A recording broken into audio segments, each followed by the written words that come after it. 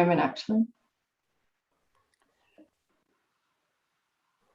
The live streaming has commenced. Great, thank you. Good evening, councillors, officers and our viewers live streaming tonight's meeting. My name is Councillor Lena Messina and I am the Mayor of the Daraban City Council and the chairperson of tonight's meeting. It is my pleasure to welcome you all to tonight's council meeting. Due to COVID-19 restrictions, this meeting will be held virtually and be closed to the public in the interest of the health and safety of the public, councillors and staff. I declare this meeting open at 6:02 p.m. Item number 2, acknowledgement of traditional owners. Daraban City Council acknowledges the Wurundjeri Wurrung people as the traditional owners and custodians of the land and waters we now call Daraban, and pays our respects to their elders, past, present and emerging. Council pays respect to all other Aboriginal and Torres Strait Islander communities in Daraban. Council recognises and pays tribute to the diverse culture, resilience and the heritage of Aboriginal and Torres Strait Islander people. We acknowledge the leadership of Aboriginal and Torres Strait Islander communities and the right to self-determination in the spirit of mutual understanding and respect. The health and safety and wellbeing of the community has and will always be paramount consideration of this council. Council continues to be guided by the government directives and wants to be able to do the right thing for the health of our community during the COVID-19 pandemic. This meeting is being held virtually in line with the current health restrictions. Should technical difficulties be encountered by the council, the meeting may be adjourned until these are resolved with a maximum of 30 minutes. If we cannot resolve the problem, it will be rescheduled. We will reschedule the meeting. In such circumstances, any advice message will be shown on screen. This meeting is being live streamed via the link on the council website, so the public will be able to view the proceedings of the meeting. This meeting is also being recorded and will be made available on the council website as soon as practical after the meeting. For the visually impaired community members, the closed captions feature will be available on the recorded meeting. There are a few housekeeping matters and technical tips for councillors that I need to pass on. Please leave your video on and mute your sound unless you wish to speak. If you wish to electronically raise your hand, hover over the participants button in the main video window and then press the small hand symbol in the right-hand corner. Please use this if you wish to ask a question or leave the meeting so I am aware of this. You can also raise your actual hand to get my attention. Note that there is no chat facility available during this meeting for councillors or general viewers. At Daraban, we pride ourselves on being a progressive and contemporary council. In the interest of exemplary leadership, I have high expectations and that we will be professional in our conduct and language we use throughout the evening and respectful in our debate. The chamber, virtually or in person, is both a workplace and a public space, and we have an obligation to ensure that the work environment and public forums are safe for everyone, both emotionally as well as physically. Membership. Before we commence, I'd like to introduce the councillors and senior staff who are with us this evening and to confirm councillors can see and hear each other. I'm going to go through the councillors as they appear on the screen, and I will ask that if you can please comment and then advise me if you can hear. So the first councillor I have on the screen is Councillor Tom Hannon. Can you please turn your mic? Hello all, yes. Hi, hello Mayor, hi everyone, thank you. Welcome, Councillor Hannon. The next councillor I have is Councillor Susan Rennie. Thank you, Mayor Messina. Thank you. Then we have Councillor Newton. Hi, Mayor Messina. Thank you. Councillor Emmy Dimitriadis. Hello. Hi, Welcome. Mayor. Councillor Trent McCarthy. Thank you, Mayor, and hi everyone. Good evening. Councillor Tim Lawrence. Yes, thank you, Mayor Messina, and hello to everyone. Good evening. Thank you, Councillor Lawrence. Councillor Julie Williams. Yes, thank you, Mayor Messina, and welcome everyone. Thank you. Councillor Gaetano Greco. Thank you, Mayor, and welcome to everyone to the meeting. Thank you. Can I ask that Councillor Susan Rennie, Councillor Rennie and Councillor Greco, please turn off your microphone. Thank you. Thank you. And now our officers tonight are Sue Wilkinson, Chief Executive Officer, Sam Hewitt, the General Manager, Operations and Capital, Rachel Olivier, General Manager, City Sustainability and Strategy, Kerry McGrath, General Manager, Communities, Jodie Watson, General Manager, Governance and Engagement. Thank you all, and let's get underway. Item number 3, apologies. I note that there are no apologies this evening. Item number 4, I'd like to make a statement, if I may. I would like to acknowledge that our Jewish community observed Yom Kippur, the holiest day of the year, from the sunset on the 15th of September to the 16th of September. I truly hope that our Jewish community had an easy fast on this holiday of solemn reflection.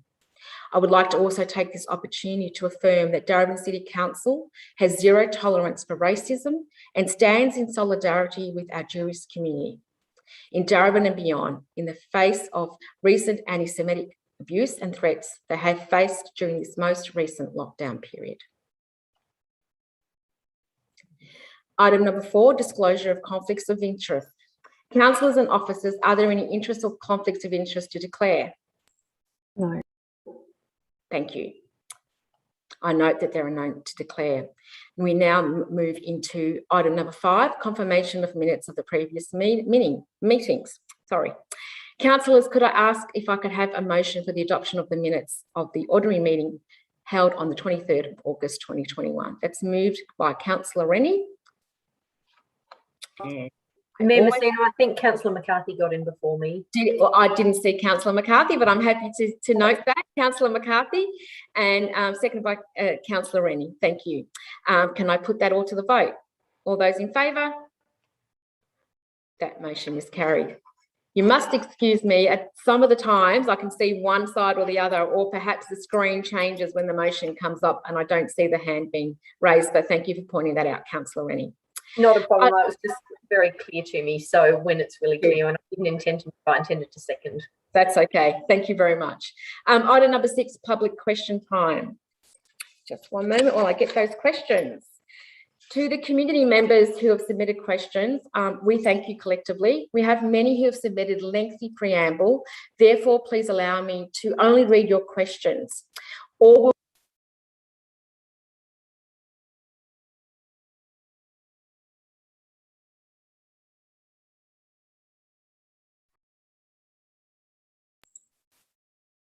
Mayor, I think we've lost sound. Mayor, we can't hear you. We can't hear you. Lena, we can't hear you. Mayor Messina?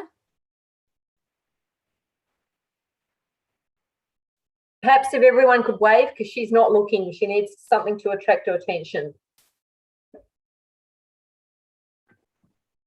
and my screen went. So I don't know where we've left off because I've been talking and you couldn't hear me. So I'm going to go back to what I was stating. To the community members who have submitted questions, we thank you. We've had many who have submitted lengthy preamble. Therefore, please allow me to read your questions. All will be recorded in full in the minutes to follow. The first question we have is from Amanda Walensky of Northcote regarding the intersection of St David Street and Daraban Road in Northcote. Since having moved to this area in February 2020, I have personally witnessed 4 car accidents. What is Daraban City Council doing and what can it do about the intersection of St David Street and Daraban Road, Northcote?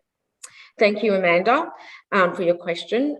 Changes to the speed limit or intersection of St David Street would need to be undertaken by the Department of Transport, who are the managers of Daraban Road. Council officers have passed on your concerns to the Department of Transport, and we encourage you also to get in touch with them. I understand officers have now contacted you about this in early September. The next question is from David Taylor of Reservoir regarding mobile food trucks. Currently, mobile food trucks are trading in the residential area of Daraban in Griffith Street every day for up to 9 hours each day. Question number 1, why does Council refuse to introduce policies for the trading of mobile food vendors? Question number 2, why does the Council allow food trucks to illegally park in Griffith Street? Thank you, Mr. Taylor, in regarding to raising this. I understand an officer has contacted you last week to discuss your questions. The answer to question number 1, council does have policies that relate to mobile food vans. These are council's local law and its footpath trading policy. If noise is unreasonable, such as nighttime, council officers can stop food vans trading at these times. We are looking at improving the local law, so it is a good time to tell us what you think. Broad community consultation will run in about 6 months' time. In relation to food trucks, the food trucks are permitted to operate and they finish trading by 6 p.m. Our inspections found that they were parked legally. If you see illegal parking, please report it to our customer service line and we will address them. His next question was in relation to why is Daraban taxing residents twice with rates and with additional electricity bills? Council isn't taxing residents twice.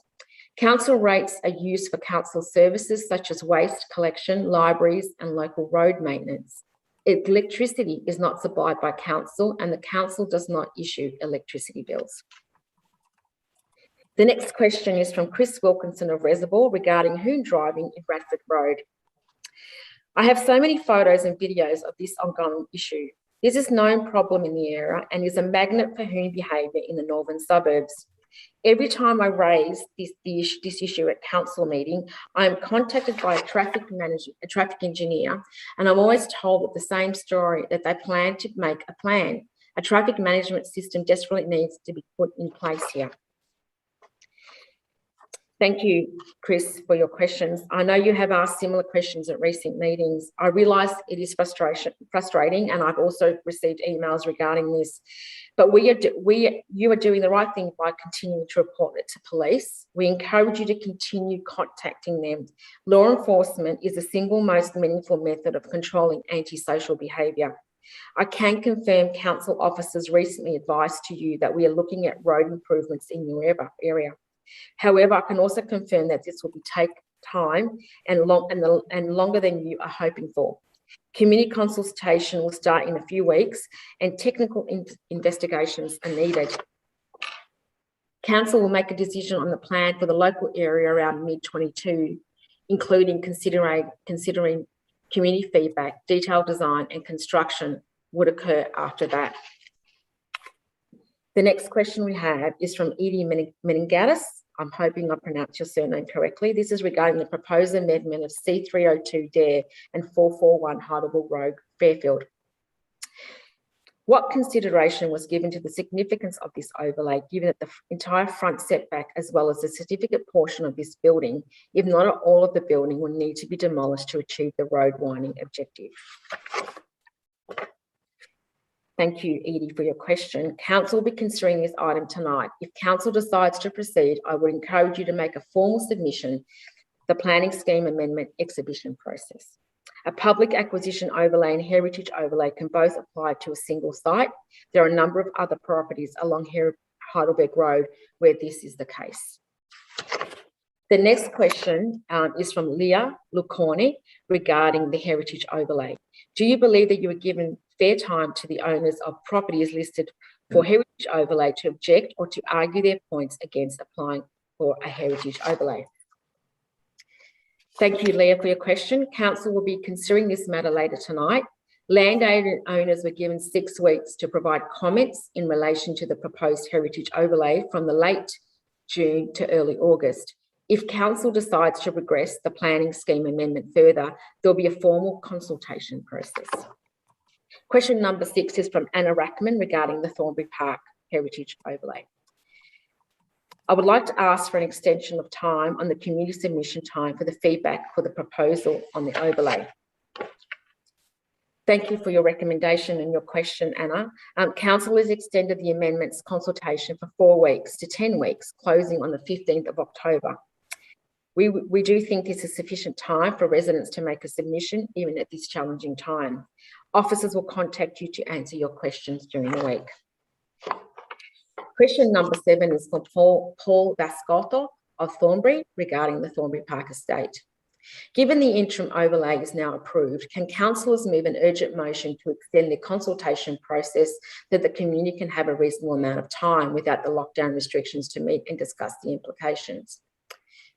The next question he has submitted is, there is a clear tension between declaring climate emergency and applying a heritage overlay over 1,000 homes, which would be precluded many of them from achieving the high standards of efficiency. Given the issues identified thus far regarding data research, is the council willing to undertake a pilot study involving the CSIRO and other experts to help formulate an evidence-based heritage statement? Thank you for your questions, Paul. Further extension of exhibition. I refer to my answers to the previous question, whereby council has extended the consultation period on this matter. Regarding the answer to question 2, balancing heritage preservation and ESD objectives. Thank you for the question. Daraban City Council has a strong commitment to addressing climate emergency and also heritage protection. We know that there are multiple design approaches that can achieve good climate outcomes at the same time as protecting heritage. The next question we have for submission is Eleni Gregorius regarding Massey Avenue local area traffic study. The report noted that vehicle and traffic management was well above the recommended 10,000 vehicles per day on Massey Avenue. What has been done by council since this time to review address this issue? Number 2, rat racing by trucks on Massey Avenue and Broadhurst Avenue is very common. Does council plan to address the issue and how? Question number 3, numerous concerns have been raised in terms of residents and pedestrian safety across Massey Avenue and Broadhurst Avenue roundabout in the last 3 years, with no clear plans or actions to address these. Thank you, Eleni, for your questions. In 2017, council upgraded the Massey Broadhurst Banbury Road roundabout because this was the highest priority regarding safety improvement needed in the area. There have been a number of other changes to main roads in locations where the safety need has been greatest. We have been reviewing the needs and priorities in this area this financial year and will develop a new local area plan. Community consultation will start in a few weeks. An officer will be in touch with you who can discuss the details. The answer to question number 2. Officers have raised this concern with the Department of Transport. We will also investigate the issue as part of the review of the local area plan this financial year. Your answer to question number 3. Council has looked specifically at the safety of this roundabout in the last month. Our team has had an independent safety audit completed which found that the intersection manages safely, appropriately and does not create significant pedestrian risk. The audit did not recommend change, and that is why no further specific changes are planned. Council has added signs to the approaches to the roundabout. We will look at whether these options to change long vehicle route as part of the review of the local area plan that is taking place in the financial year.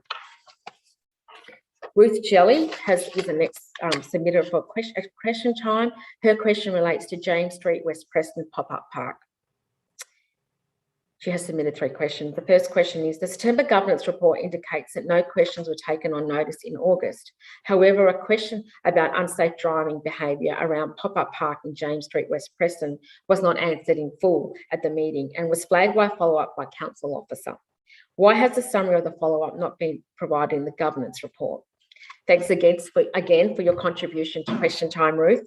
Many thanks, Ruth, for your question. It may assist you if I clarify the process with the following in relation to respond to the public question time asked at council ordinary meetings. In the vast majority of cases, a question received prior to 12 noon deadline on the day of the meeting is responded to in writing, and the Mayor, as myself, will read this out at the meeting. In such cases, a response is included in the minutes. What action is council taking to mitigate against drivers ignoring the road closure at James Street and instead driving along the footpath alongside the pop-up park? Occasionally, for a variety of reasons, a question received prior to the deadline cannot be responded to, and myself will advise and the question will be taken on notice. In such circumstances, that's not actually the answer to question number 2. So apologies for that. It's not been worded correctly. My question and answer will be based on the first question in this case. Occasionally, with a variety of reasons for questions received prior to the deadline cannot be responded to, and I will be advised that the question will be taken on notice. In such circumstances, the question is referred to the relevant officer, and they are responsible for responding to the person. Generally, this is writing and this response to the question taken on notice is provided in the governance report at the next month's council meeting. In circumstances where a question is taken on notice and the officer has either telephoned or met with the person asking the question, a summary or precision of the outcome or resolution should also be provided in the governance report in the next month's council meeting. As per our response to your question at August council meeting, we have now noted this has not occurred a couple of times in the past 6 months, and we have committed to ensuring that it will always occur in the future.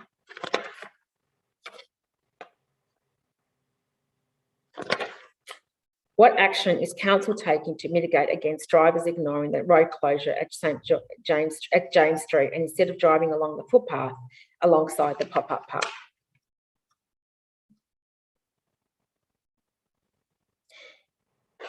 The question last month about the unsafe driving behaviour around the pop-up park in James Street, West Preston, is in this category 3.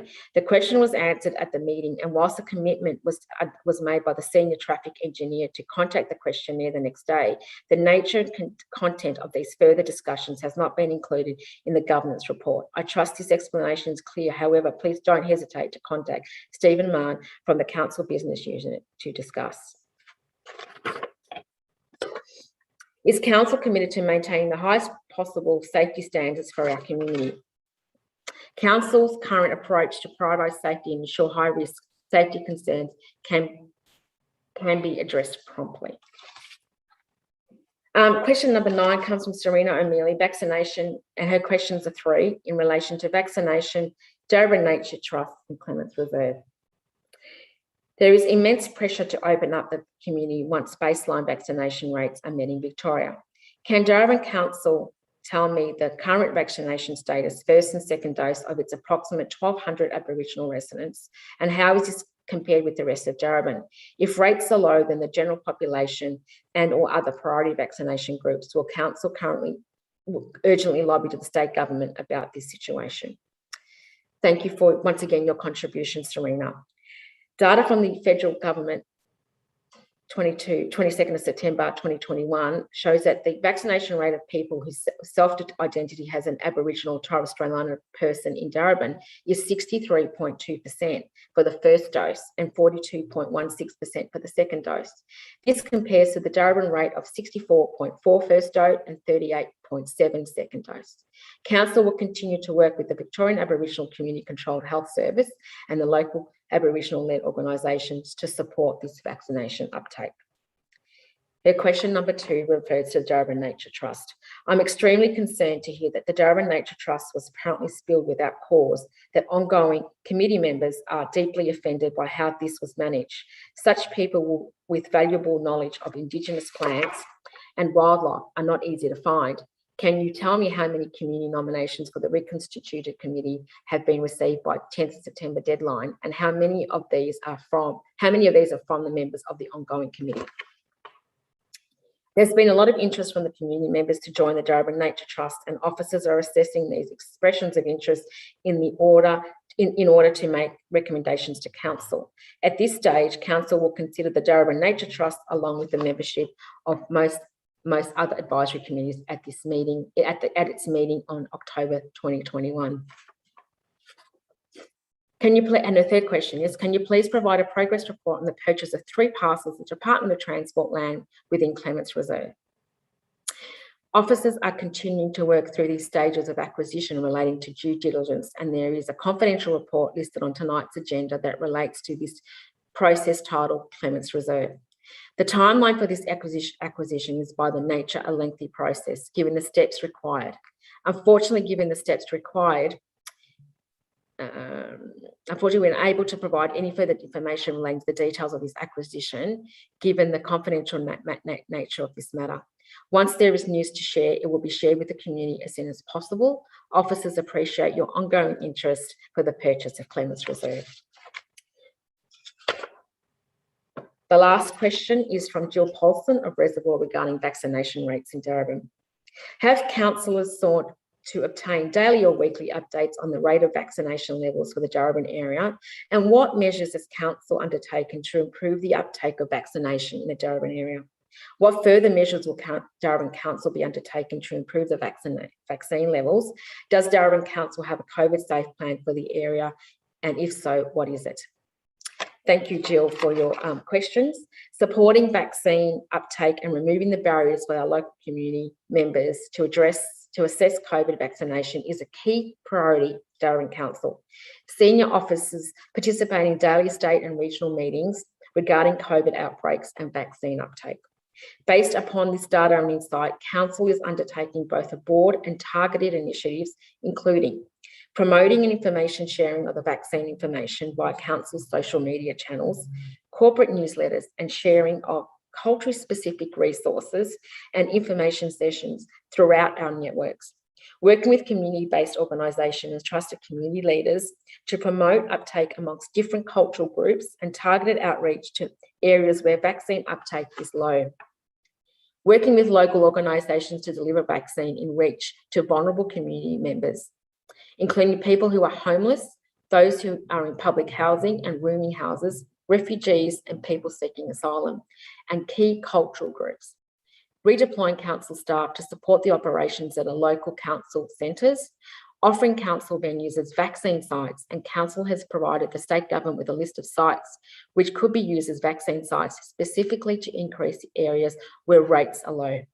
Council has a COVID safe plan and sub-plan for council programs, buildings, facilities and workers, and requires any contractors undertaking works on council land to have their own plan. These plans are continually updated to reflect the state government guidelines. Council business support officers also provide support to local businesses in the development and application of their COVID safe plans as per state government directions. Thank you once again for your questions. I'm just going to put them aside and I'll get on with the rest of the meeting.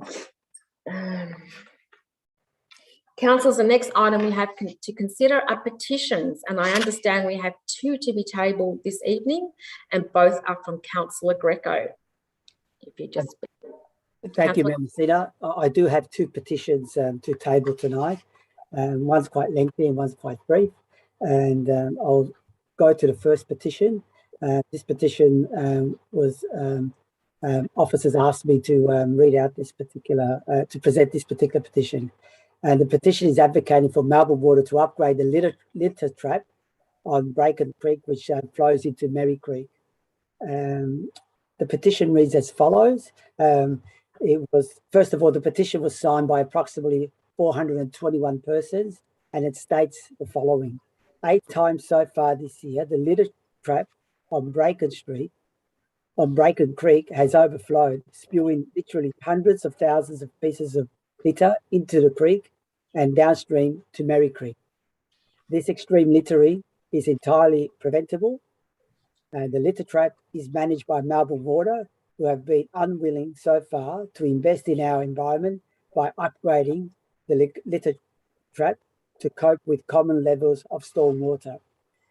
The trap was built in the 1990s and has a series of netting bags which filter the storm water.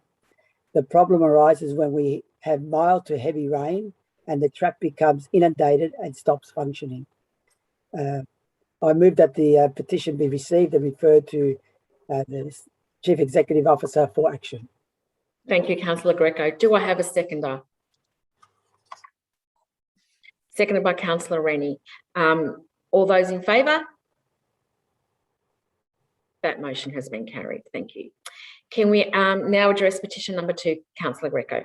Thank you, Member. So this is a petition, it appears to be a petition concerning the traffic management concerns in Mcfadden Avenue in Reservoir. And it's been moved by, petition has been signed by 15 people, and the petition states the following. We, the undersigned residents of Mcfadden Avenue and ratepayers of the Daraban City Council, request the council to resolve the following problem. That is, the 7 speed cushions installed in March 2018 in the urban residential Mcfadden Avenue between Hughes Parade and Broadhurst Avenue has created a new and unwelcome noise problem to the residents. Living quality has declined by noise annoyance caused by vehicle traffic. This is unacceptable and cannot continue to impact on our lives. Multiple incidents have occurred where bollards have been knocked over by vehicles. Majority of the bollards were knocked within the first 6 months. Subsequently, it has become unsafe for all vehicles, pedestrians and residents, whereby vehicles are driving over the timber boxes areas on the road. The timber boxes fitted with tree and small bush planting have been overtaken by weed overgrowth, producing an ugly look. More so, the periodic council street cleaning has been adversely impacted by the timber boxes, leaving sections of the street untidy.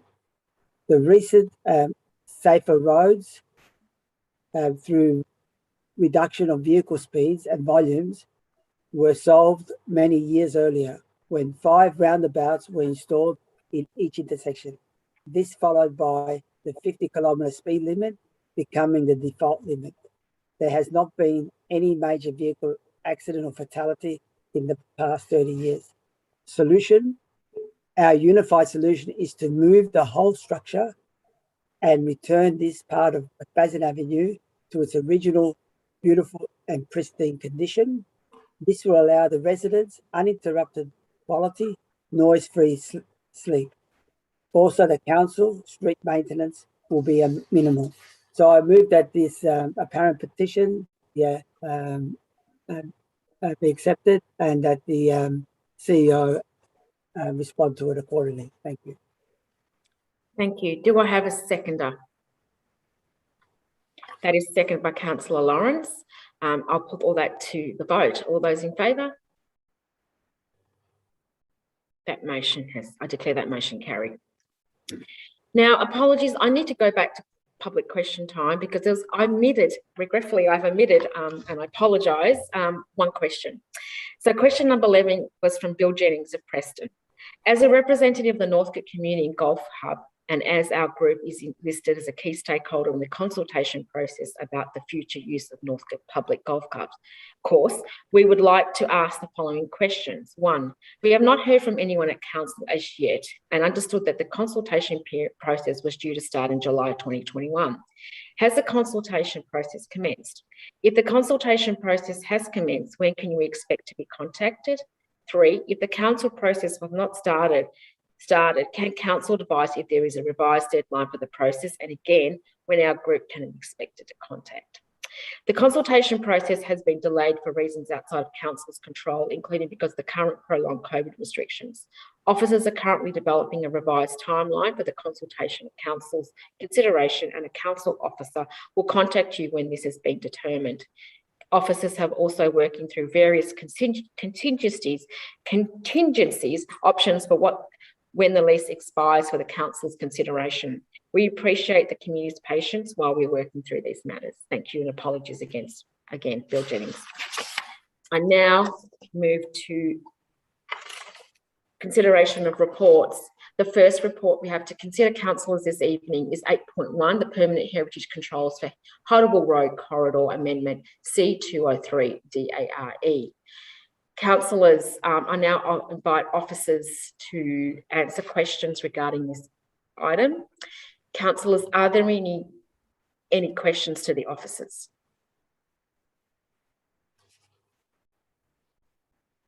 As there are no questions, councillors, do I have a motion? Councillor Hannan. Thank you, Mayor. I'd like to move the officer recommendation, please. Do I have a seconder? Just one moment, because my screen, you can just bear with me. Yeah. Do I have a seconder? Seconded by Councillor Dimitriadis. I apologise for the delay. I don't see the whole screen on my computer. Councillor Hannan, would you like to speak to the motion? Yes, thank you, Mayor. Firstly, I'd like to thank the council officers for putting together a very substantial report and based on considerable consultation, which outlines a a proposal for 7 properties to have a heritage protection provided to them by way of an overlay in the planning scheme.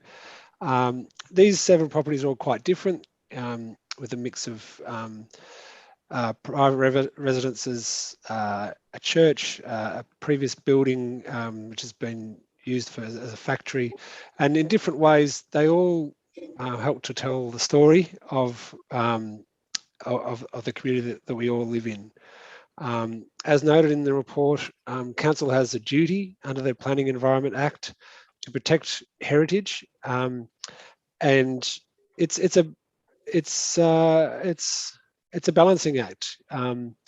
It's first and foremost driven by an expert assessment of, what are the really most important buildings that we shouldn't let go of.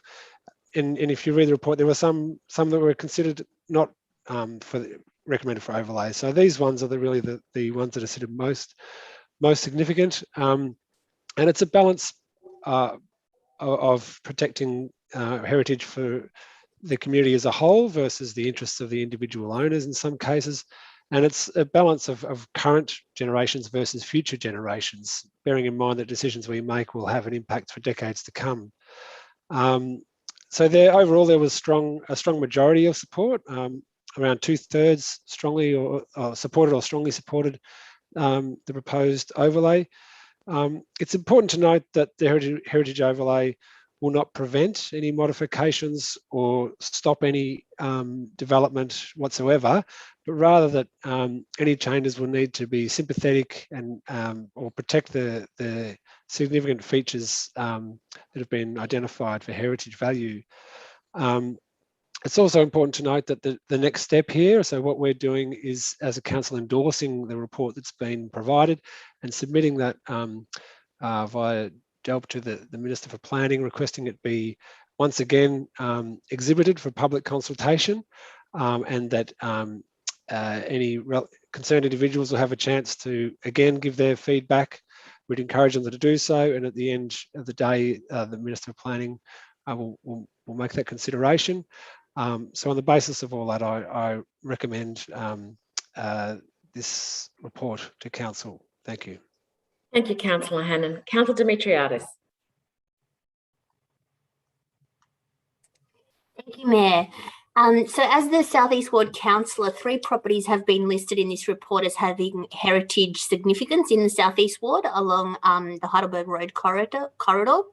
And these include 441 Heidelberg Road, Fairfield, and 521 and 607 Heidelberg Road, Alphington.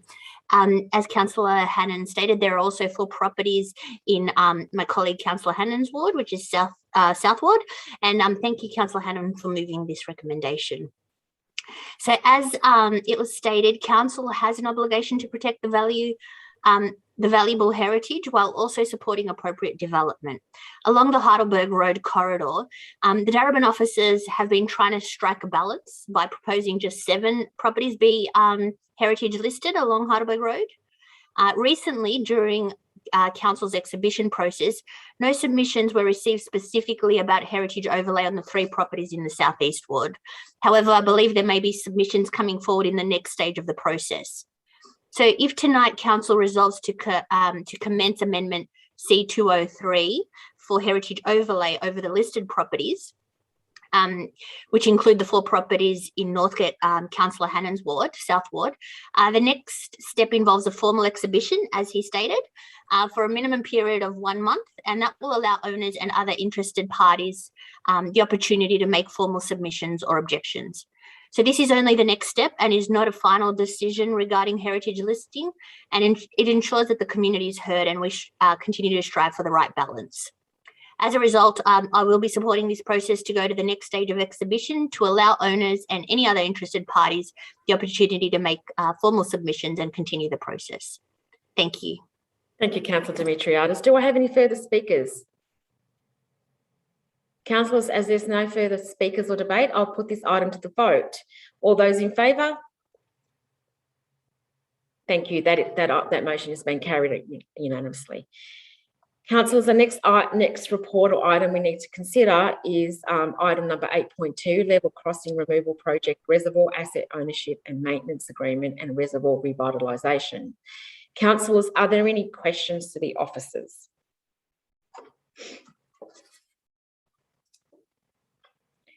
As there are no further questions, I remind councillors, there is, Councillor Williams.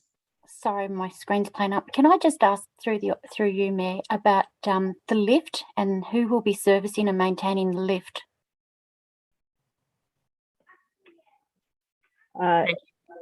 Through you, Mayor Messina, the lift and all the station infrastructure will be managed by VicTrack under, I think it's under contract to Metro Trains, I believe.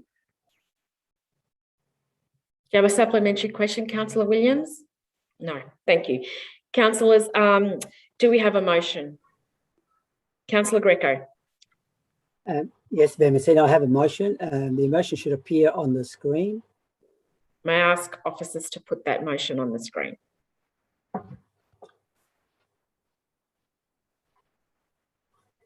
Councillor Greco, is this your motion in full? Yes, Mayor Messina, that is my motion, which includes the officer's recommendation with an additional 4th point. Yes. Thank you. Can I ask that the motion be taken away from the screen so I can view? Thank you. Do I have a seconder for the motion? That's moved by Councillor Greco. Do I have a seconder? Seconded by Councillor Williams. Councillor Greco, would you like to speak to the motion? Thank you, Mayor Messina, and thank you, Councillor Williams, for seconding the motion and also asking that question. What this report and motion looks at is in relation to Reservoir Station. As we know, we're quite proud that the Reservoir Station has been rebuilt, and then it's quite an outstanding outcome that we've achieved both for Daraban and in particular for the local residents. The stage that we're at now is that the government has actually asked the council if they would like to take on the management and the maintenance of what happens under the station. That is the open space in and around the station. That is usually a Metro Trains responsibility through VicTrack, but we're being asked to see whether council would be willing to do that. It's important that council has considered that, and this council is now suggesting that we accept that responsibility, because what that would mean would that it will make the council accountable, much more accountable in relation to maintaining that space there.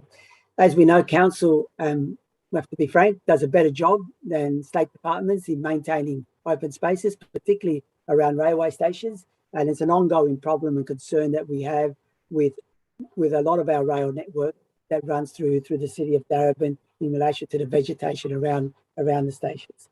So the agreement that's been reached between council and the LXRP is that Daraban will take on that responsibility and will be compensated roughly just over $1 million in relation to that. Council will then take responsibility for the next 50 years in regards to the maintenance and management of the open space. But as I said, we will be compensated for that. That agreement has been reached between, or that understanding as yet has been reached between our officers and the LXRP.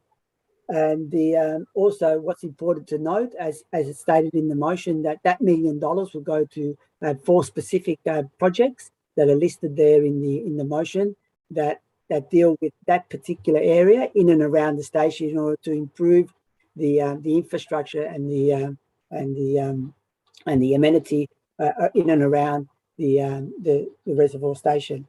So on the basis of that, I ask councillors to support this motion so that we can take control of what happens in and around the Reservoir Station. The final point, which is the 4th point there, it also says that we communicate and tell the local shopkeepers and the Reservoir Traders Association of what the council's intent is. Thank you. Thank you, Councillor Greco. Councillor Williams. This is nothing new that's been occurring lately when it comes to the newly built elevated rail, where councils are now taking over. Councillor Williams, we've lost you. Can we stop the clock? Can we please stop the clock? We've lost Councillor Williams.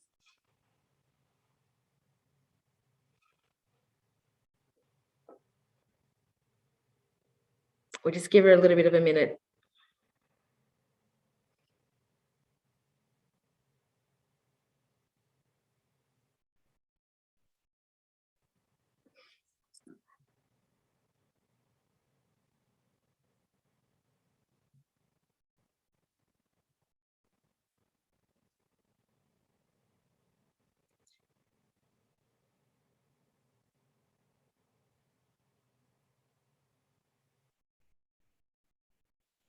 Okay, we've lost her completely. We'll just wait. I'm assuming the officers are calling her. So because she is not in the meeting, we don't have quorum, as suggested by the governance officer. So we will need to stop until Councillor Williams is back, and then we will start the clock for her to commence her 3 minutes. Mayor Messina, Councillor Williams has been contacted now by our IT department. Thank you, Stephen. Yep. Mayor, perhaps you take a 5-minute adjournment. Yeah, I'd like to. So I'll move a motion to the meeting is now adjourned, and we will open as once we get Councillor Williams back. May I request that the live streaming cease and all microphones are turned off until I direct otherwise.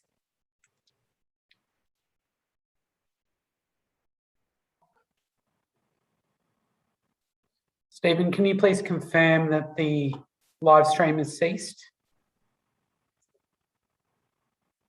Georgie, Stephen?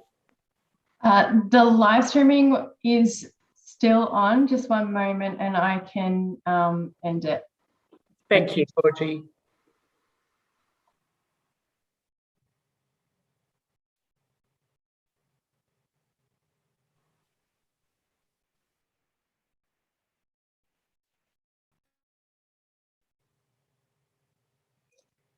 Councillors, I'm going to suggest perhaps a cup of tea while we wait for Councillor Williams to come back online. Mayor Messina? Yes. While we're on this break, we've got the slide up, and I'd just like to request if we can keep the live streaming on. Okay. So the viewers can see that we're on a break. So may I suggest that everybody turn off their microphone and their video at this stage, please? Thank you. Thank you.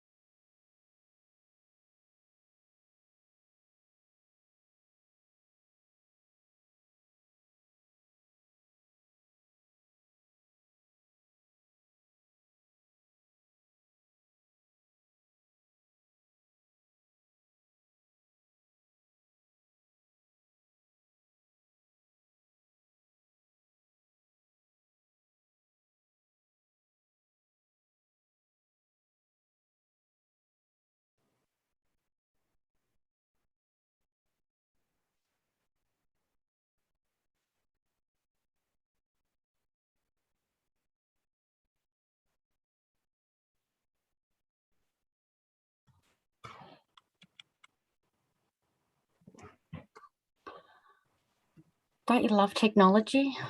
Welcome back, Councillor Williams. Thank you. Oh, it's horrible. It's okay. It's okay. Now, I just want to confirm that we are live streaming at the moment. So the live streaming's on. Thank you. Welcome back, Councillor Williams. I need to ask all councillors to turn off their microphone, and then I'm going to do a run-through testing to ensure all your microphones are back on.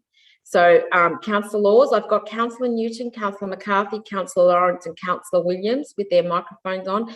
Councillor Williams, can you adjust your name to say Councillor Williams, please? Because it just says Julie Williams at the moment. I don't know how. Okay. All right. You go into, anyway, we'll leave that, but you go into. I can do it. All good. Yeah, great. Thank you. Okay. Councillor Dimitriadis, Councillor Hannan, Councillor Greco, could you please put on your video? My video is on, Mayor. Can you see me? No. I don't know. I'll turn it off and turn it on again. I can see it. See, it's definitely on. It's Mayor Messina. Okay. Councillor Rennie, and let me see. Don't you love IT?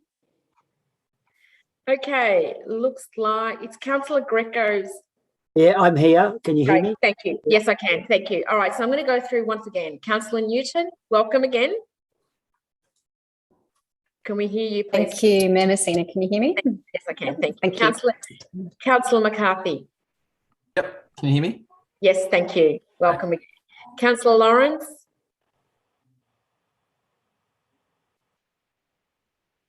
Councillor Lawrence, I can't hear you.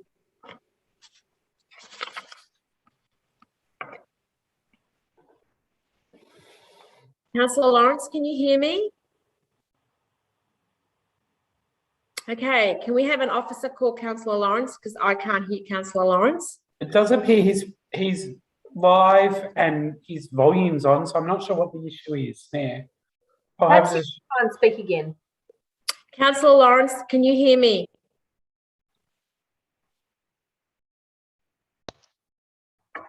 Can we have somebody from IT please call Councillor Lawrence? Sure, I will give her a call. Thank you. Councillor Dimitriadis, can you hear me? Yes, hi, Mayor. Hi, thank you. Councillor Williams? Yes, hi, Mayor. Hi. Councillor Rennie? Thanks, Mayor Messina. Thank you. Councillor Hannan? Good evening again. Thank you. Councillor Greco? Yeah, tape 2, I'm here. Thank you. Councillor Lawrence, can you hear me? Because we'd like to hear your voice. Councillor McCarthy, you're showing up as a yellow blob or yellow square. Thank you. Okay, we cannot commence the meeting until I visually hear Councillor Lawrence is able to hear us, and although his video is on, I cannot hear him. Can anybody else hear Councillor Lawrence? He's on mute at the moment. Councillor Lawrence, perhaps if you take yourself off mute. I'm just wondering if Councillor Lawrence has those little icons on the top on the top row turned off on his laptop. Can I have a councillor officer ring him? Yeah, that's happening. I can see Councillor Lawrence is speaking with a staff member now. Okay. No, I can't hear anything. Yeah. Oh, now we can. Thank you. Thank you. Welcome, Councillor Lawrence. Can you hear me?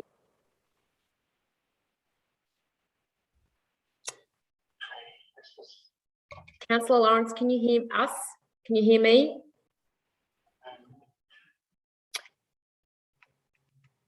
I'm sorry. There you go. I wonder why that went out of the room. It happens again if you just just check the speakers. Just maybe Yeah. volume up and down. Yeah, I was looking. Councillor Lawrence, you're being live streamed. Yes, we can hear you now, Councillor Lawrence. Yeah. Can you hear us? Right, thank Yes, you. I can hear you now. Thanks. IT just had to turn on the speaker. Yeah. Right, thank you very much. Welcome, everybody. Let's go. The meeting is reopened. We were going through item number 8, consideration of reports. We were up to 8.2, which is level crossing removal project, reservoir asset ownership and maintenance agreement and reservoir revitalisation. The motion was moved by Councillor Greco and seconded by Councillor Julie Williams. We are going to restart the clock, and Councillor Williams was going to open up and be who is the seconder of the motion. Councillor Williams, the clock will start. Over to you. Yes, thank you, and apologies for the IT issues. Just quickly, is that this is nothing out of the ordinary regarding elevated rail that's been occurring, that council's been taking over maintenance and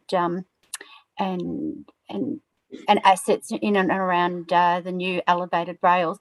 So in this situation, council will be managing all the open space and assets, keeping the area clean and maintained, which includes all the maintenance of landscaping, seating and paths, also keeping up with the keeping of the toilets clean and maintained. This allows council to have a rapid response if the need shall arise, which will be keeping obviously our community expectations nice and high. That will be a huge significant to the community benefits in the long term. I'll keep it nice and sweet so we can move on. Thank you. Thank you, Councillor Williams. Can I just, before we go to item number 8, we'll ask for further speakers. I note the clock is not on the screen and perhaps it's not on mine. I'm sorry.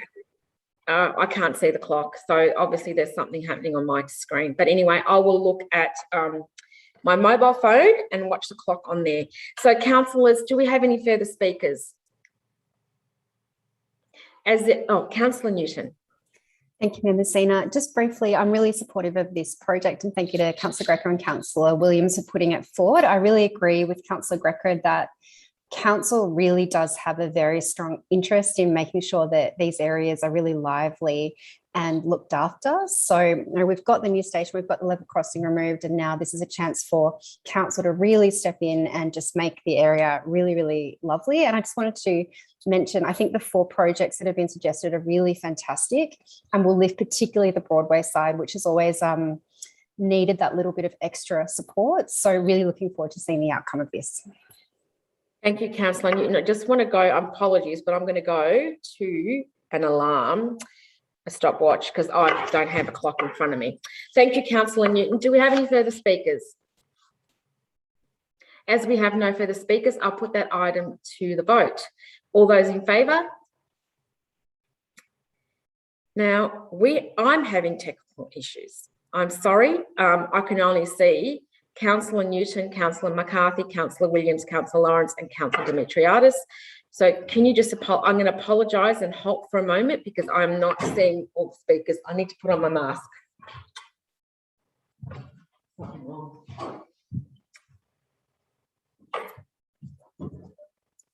Okay, I can't see everybody and I've got no clock. What's going on?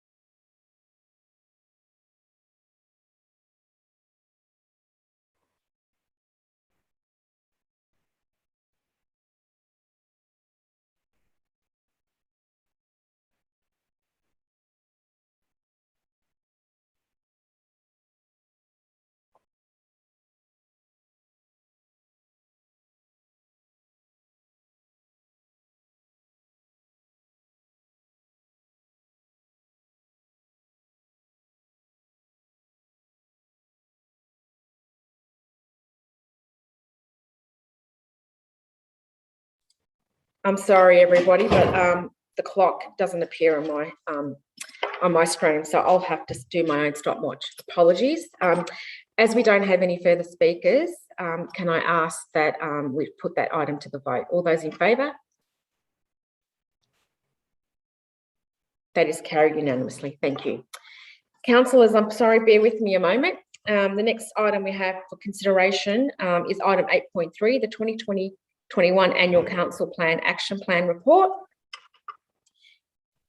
Councillors, do we have any questions to the officers? As there are no questions, and I note that there'll be no further questions when we move into debate, councillors, I remind you that once we do that, as I stated, there are no further questions to the officers. Do I have a motion? Happy to move the recommendation, Mayor. Thank you. Do I have a seconder? Seconded by Councillor. That's moved by Councillor McCarthy, seconded by Councillor Williams. Would you like to speak to the motion, Councillor McCarthy? Thanks, Mayor.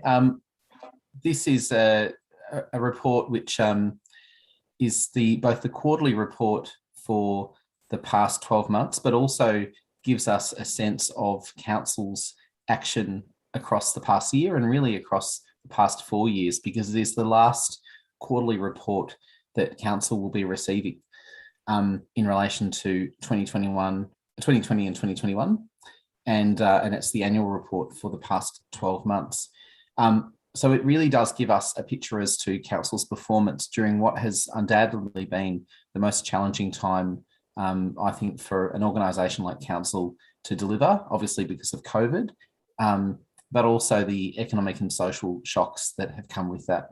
And I think it's fair to say that despite the fact that that huge disruption has occurred in the last 12 months and has had an extraordinary influence on our whole society and obviously on our community and on council operations, it is good to see, despite all that, that the organisation has been able to deliver significantly and on many of the commitments that it had made despite those disruptions.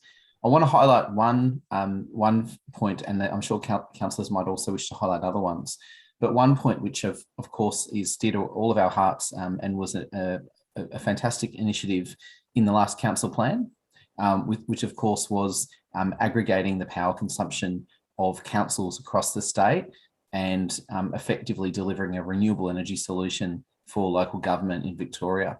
And the report, as it outlines there, shows that we have 46 Victorian councils that came together as part of the Victorian Energy Collaboration, and of course committed to working with Daraban to switch to 100% renewable energy in most cases from the 1st of July this year. So an extraordinary legacy of the past council term and the past council plan, but something that's been delivered in the last 12 months. And I'm sure every councillor that was there on the night when that was announced was very pleased to see that finally come about. I also just want to highlight another thing. When we talk about rates, roads and rubbish, we also talk about footpaths and concrete paths across the municipality, and the extraordinary figure of 33,000 square metres of concrete paths being renewed in the past year at the value of $4.1 million. That's really about supporting walkability and mobility in our city and safety. And I think that residents who've seen that, and I've seen that in my own neighbourhood recently, makes a huge difference to people's sense of being able to get around. There are a lot of other wonderful outcomes in the last year, many of which are also COVID recovery related. I'll leave it to other councillors if they wish to highlight those, but I just want to thank all the officers for their work in bringing this report together and their commitment to deliver under extraordinary circumstances. Thank you, Councillor McCarthy. Councillor Williams, would you like to speak to the motion? Yes, thank you. This report gives an overall overview of the end of Council's plan and Council's performance in delivering the Council plan from 2017 to 2020-21. Through the Council plan, we've seen actions that we've seen and saw in the last few years or 4 years. The status of deliverables has been 87% achieved. In those achievements and some wonderful things that we've done, which my fellow councillors already highlighted, which was the establishment of the Victorian Energy Collaboration to securing your electricity, which is allowing the contracts of 46 other Victorian councils come together. We also saw in that council plan the investment of $4.1 million, which was in reference to 33,000 square metres of concrete paths across the municipality. We decided to put more money towards our footpaths rather than our roads, and we thought it was more important to ensure that we give, I guess, as my fellow councillors already mentioned, that we allow people who have walkability using the footpaths, because we found that there was a lot more issues regarding our footpaths and roads leading up to last council plan. Just wanted to say we've supported over 150 households through food relief through the pandemic, and we've also had a establishment of the 20-year community vision for Daraban, which was developed through development through a representative selective community members that made up the deliberative panel. Also, we've had the successful removal of the 4 level crossings, which are still continuing at this point in time. I'll leave that rest up to other councillors. Thank you. Thank you, Councillor Williams. Are there any further speakers? I will now put that motion to the, Councillor Rennie. Thank you, Mayor Messina.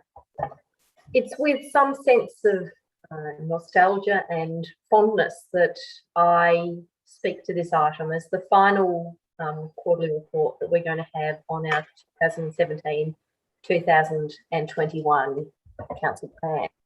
And Councillor McCarthy and Councillor Williams have very ably spoken to the last year, I suppose. So I'd like to take this opportunity to reflect on the 4 years. We set a vision 4 years ago of a community that would be greener, bolder, more connected. And I believe that we have achieved that in many, many ways. Greener because we have seen the biggest investment in planting of trees and other plants that this municipality has ever experienced. And curiously, that was accelerated by COVID. A small silver lining in an otherwise, awful situation that we would all very much have liked not to have occurred. But an example also of this organisation's boldness at being able to pivot so effectively. Bolder because this was a council, I think, that set a nation-leading agenda in relation to the climate emergency and in terms of truth and respect for First Nations Australians when we made a decision not to celebrate on the 26th of January. A decision I hold this day to be one of our finest. And more connected, I think this is something that we see every day because connection isn't just something council does, it should be something council enables.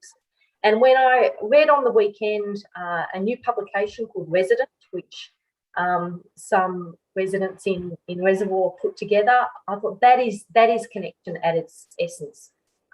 When I read also an article about mini golf on nature strips that families across West Preston had put together, that is connection at its heart. And we as a council don't have to be the ones to do all the connecting. We have created that, and congratulations to every staff member and all the councillors who have achieved this. Thank you. Thank you, Councillor Rennie. Are there any further speakers? Thank you, councillors. I'll put that to the vote. All those in favour? That is carried unanimously. Thank you. Just want to say thank you to Councillor McCarthy, Councillor Williams and Councillor Rennie, who were on board initially, and some of the other councillors back in 2016 and 2017 when we set this agenda. I also want to acknowledge the staff and the officers, obviously past and present, but also I'd like to acknowledge the contribution to the council plan by Councillor Kim Lasserf and Councillor Stephania, because they might not be councillors this term, but they were also instrumental in ensuring that we develop a plan that this community will come along board to see the changes that we implemented way back then. Can I also say that the bolder progressive Daraban still continues? I also want to note back on Councillor McCarthy's comments that I received, and I want an email this morning in relation to the Parliament of Victoria asking for community input is invited on renewable energy in Victoria. The Legislative Council's Environment and Planning Committee is seeking submissions in its inquiry onto renewable energy in Victoria. We're seeking to explore what resources will be needed to transition to 100% renewable energy, as well as the economic benefits and the job creations.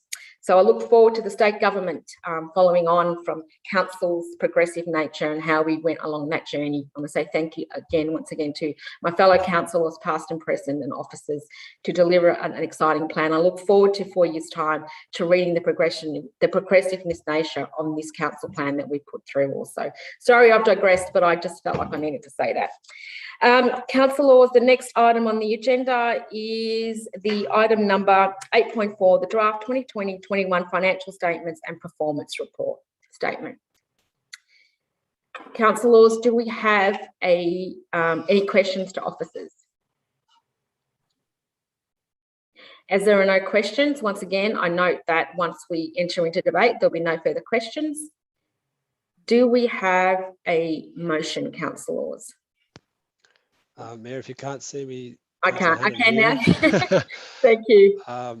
I'd like to move the officer's motion, and I'd like to put the names of yourself and myself there for points numbers 3 and I think it's 6. Given that the Mayor and I are both on the Audit and Risk Committee, I feel it's appropriate that we sign off these statements as per our policies for signing off the statements, and at last check if there's any non-material changes that are made. Thank you, Councillor Hannan. Do I have a seconder? Seconded by Councillor Greco. Moved by Councillor Hannan, seconded by Councillor Greco. Councillor Hannan, would you like to speak to the motion? Yes, thank you. And I realise I started speaking to the motion. Really, I should have just been putting the motion, but just explaining why it was our names. So I've already explained that. But look, in terms of the substance of the motion, again, I'd like to thank the staff in preparation of this. This is a huge effort, as the end of financial year reports are always a massive effort. Firstly, for the finance team who directly produces it, but actually it really reflects the work of the whole organisation.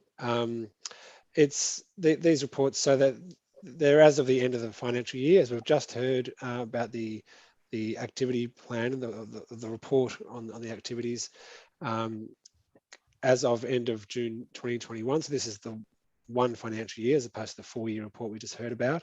And it's part of Council's commitment to public transparency, which sits alongside the public plan and budget, internal audit, external audit, and the annual report. So it's not just about the dollars, it's also about the performance.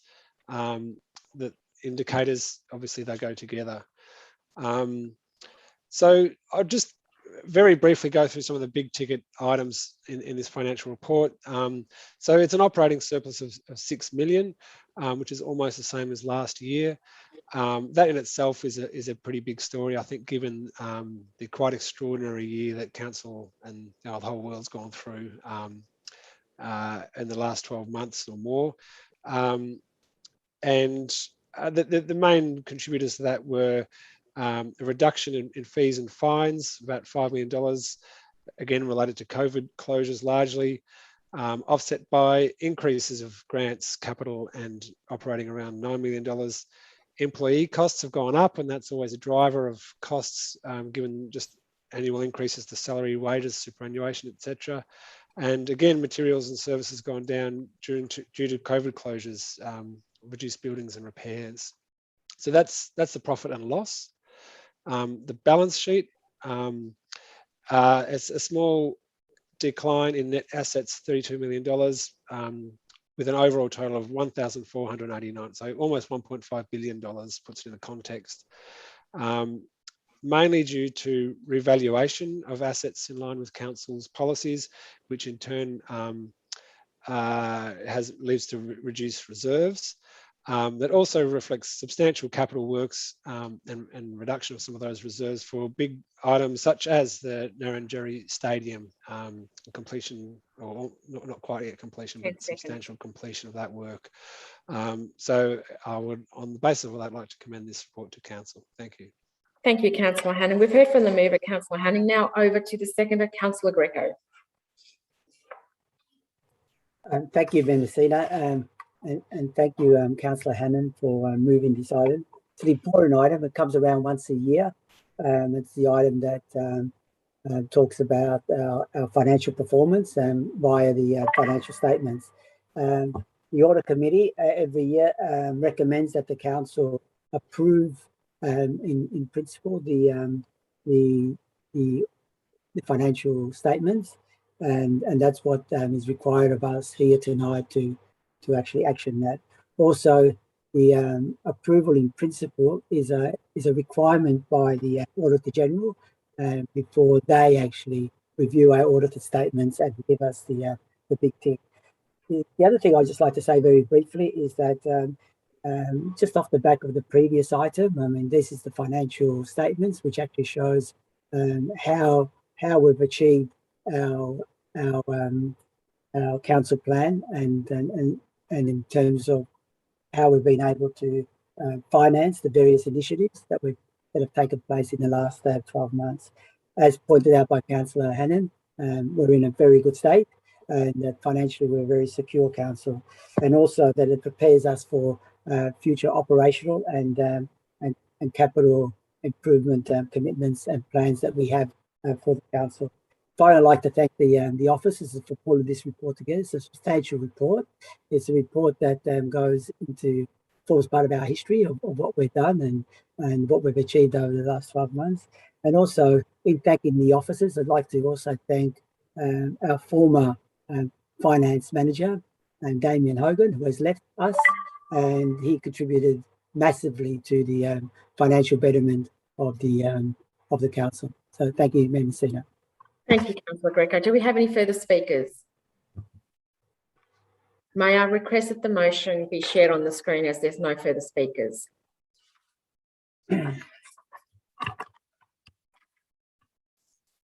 No? Okay. All those in favour, just since we're moving the officer's recommendation plus the insertion of the names. Thank you, councillors. That is carried unanimously. I declare that motion carried unanimously. Councillors, the next item we have to consider is item number 8.5, which is the Northern Region Transport Strategy.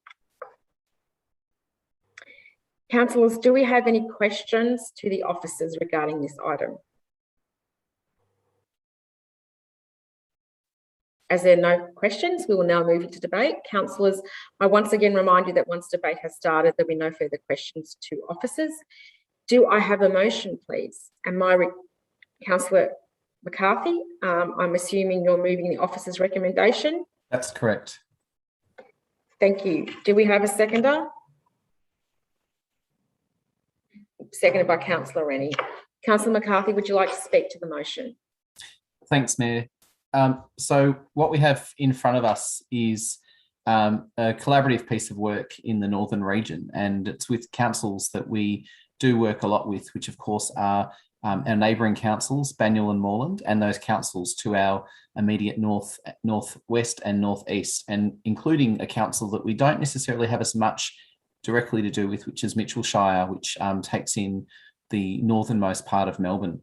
And what this is basically a transport strategy for the Northern Region, taking into account the extraordinary growth that has occurred and will continue to occur in our region, predominantly to our north, and the pressure that will create on transport networks.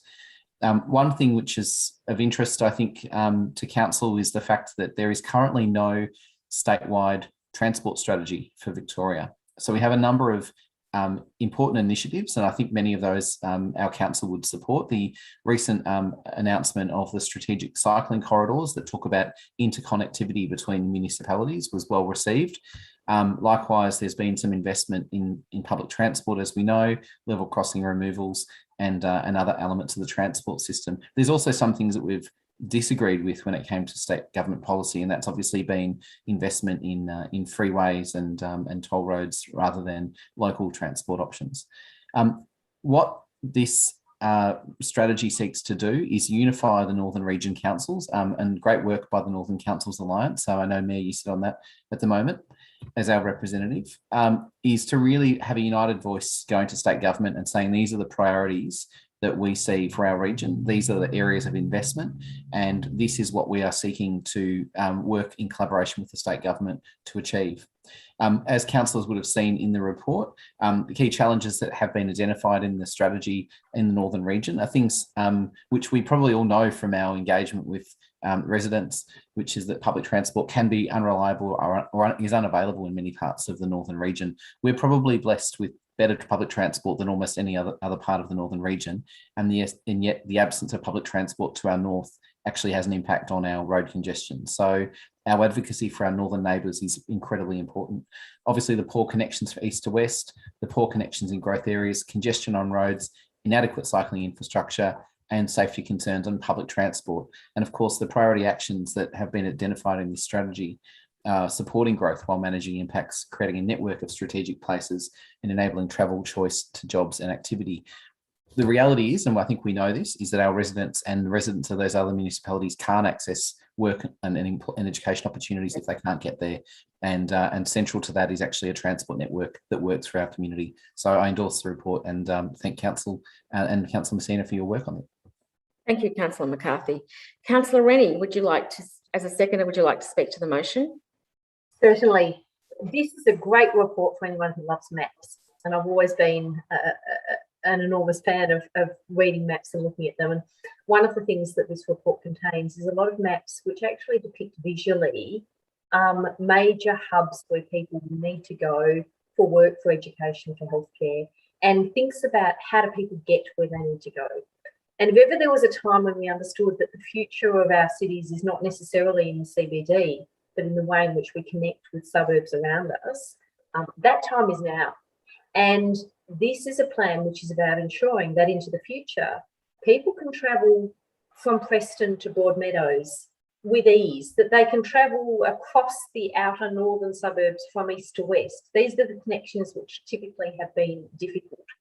And yet this is what we want to be able to occur. We want our kids to be able to get to universities easily. We want to be able to get to the airport. This is the plan that actually looks at all of those connections. I commend everyone involved, and I really hope that members of our community will read the plan, because it's a great way to actually think about the future of Melbourne. It's a very growth-focused plan, and I think that's something that all of us benefit from, thinking about what might our city look like in 10, 20 and 30 years' time, and how will we move around it. Thanks. Thank you, Councillor Rennie. Thank you, Councillor McCarthy. Do we have any further speakers? As there are no further speakers, I'm going to put that item to the vote. All those in favour? That motion is carried unanimously. Thank you. Councillors, the next report we have to consider is item 8.6, review of the asset management policy and asset management strategy. Can I invite officers? Questions? Councillors, are there any questions to the officers? As there are no further questions, there are no questions, we will now move to debate. Councillors, Councillor Lawrence, you have a question? Can you? No, Mayor Messina, I was just going to move the officer recommendation. Thank you. Okay. And can I remind? Yeah, thank you. That was moved by Councillor Lawrence and seconded by Councillor Newton. I was going to state that once we enter into debate, there'll be no questions for the debate. Councillor Lawrence, would you like to speak to the motion? Yes, thank you, Mayor Messina. The motion we're looking at today is the asset management strategy. I think it was last in council, someone might be able to correct me, back in 2017. Under the current Local Government Act, we're required to look at renewing this asset management plan to underpin a 10-year strategic planning. So people will notice from the Local Government Act that was amended in 2020, there's a big focus on long-term planning. And of course, Daraban's welcomed that, because we've always participated in long-term planning for our community here. Physically, what does that mean? It means this is the major assets that council owns. Obviously, the things you expect: footpaths, roads, drains, buildings, pavilions, over 900 hectares of public space. All of these are our assets that we need to manage for on behalf of the community for future. So the strategic planning is quite intensive and is detailed in the accompanying report. And I think, obviously, there's a lot of bookkeeping and accounting that goes with this, because with so many assets, there's a depreciation schedule and obligations for us to renew these assets over time, hence the need for long-term planning. So this is being reviewed. I mean, as I said, it's been reviewed 5 years ago, and it's now being reviewed now to underpin a 10-year strategy. So I think it's the next step, obviously, is going back to our community. So this is the beginning of it. This is not the debate tonight. This is the beginning of going back to our community, getting the feedback on this plan, and then we'll be coming back and evaluating the feedback from their community. Thank you, Councillor Lawrence. Councillor Newton. Thank you, Mayor Messina. So I also support this proposal. So I think there's an incredible amount of strategic work that has gone into this. And I really do encourage community members to have a look at this and contribute once this goes out to consultation, because these are the things that really matter. So if you think about how often the footpaths are upgraded, makes a huge difference to the lives of children, to the lives of old people, anyone with mobility issues. And I think that this is something that certainly in my 5 years on council, we've needed to improve on. And what I see in this report is a real way to do that. And I'm sure the Mayor will appreciate this. When I was reading the report, I really just thought about how this is almost a version of the circular economy. So one of the things we brought in, for example, is when we have roads that are redone, we often use recycled material. And I think KP Hardeman, for example, is a really incredible use of this sort of policy and this sort of strategy, where we got a state government grant, but there was council money there too, and we were able to use recycled material all through that project. So what this does, as Councillor Lawrence was saying, is this is really looking very strategically at our asset management through the policy and the strategy that's going to be developed for the next few years. And there was just a couple of things that I thought were worth highlighting. So as Councillor Lawrence said, what we're talking about here is roads, drainage, transport, buildings, lighting, culture and heritage, open space, street trees, and IT. So it's all sorts of things.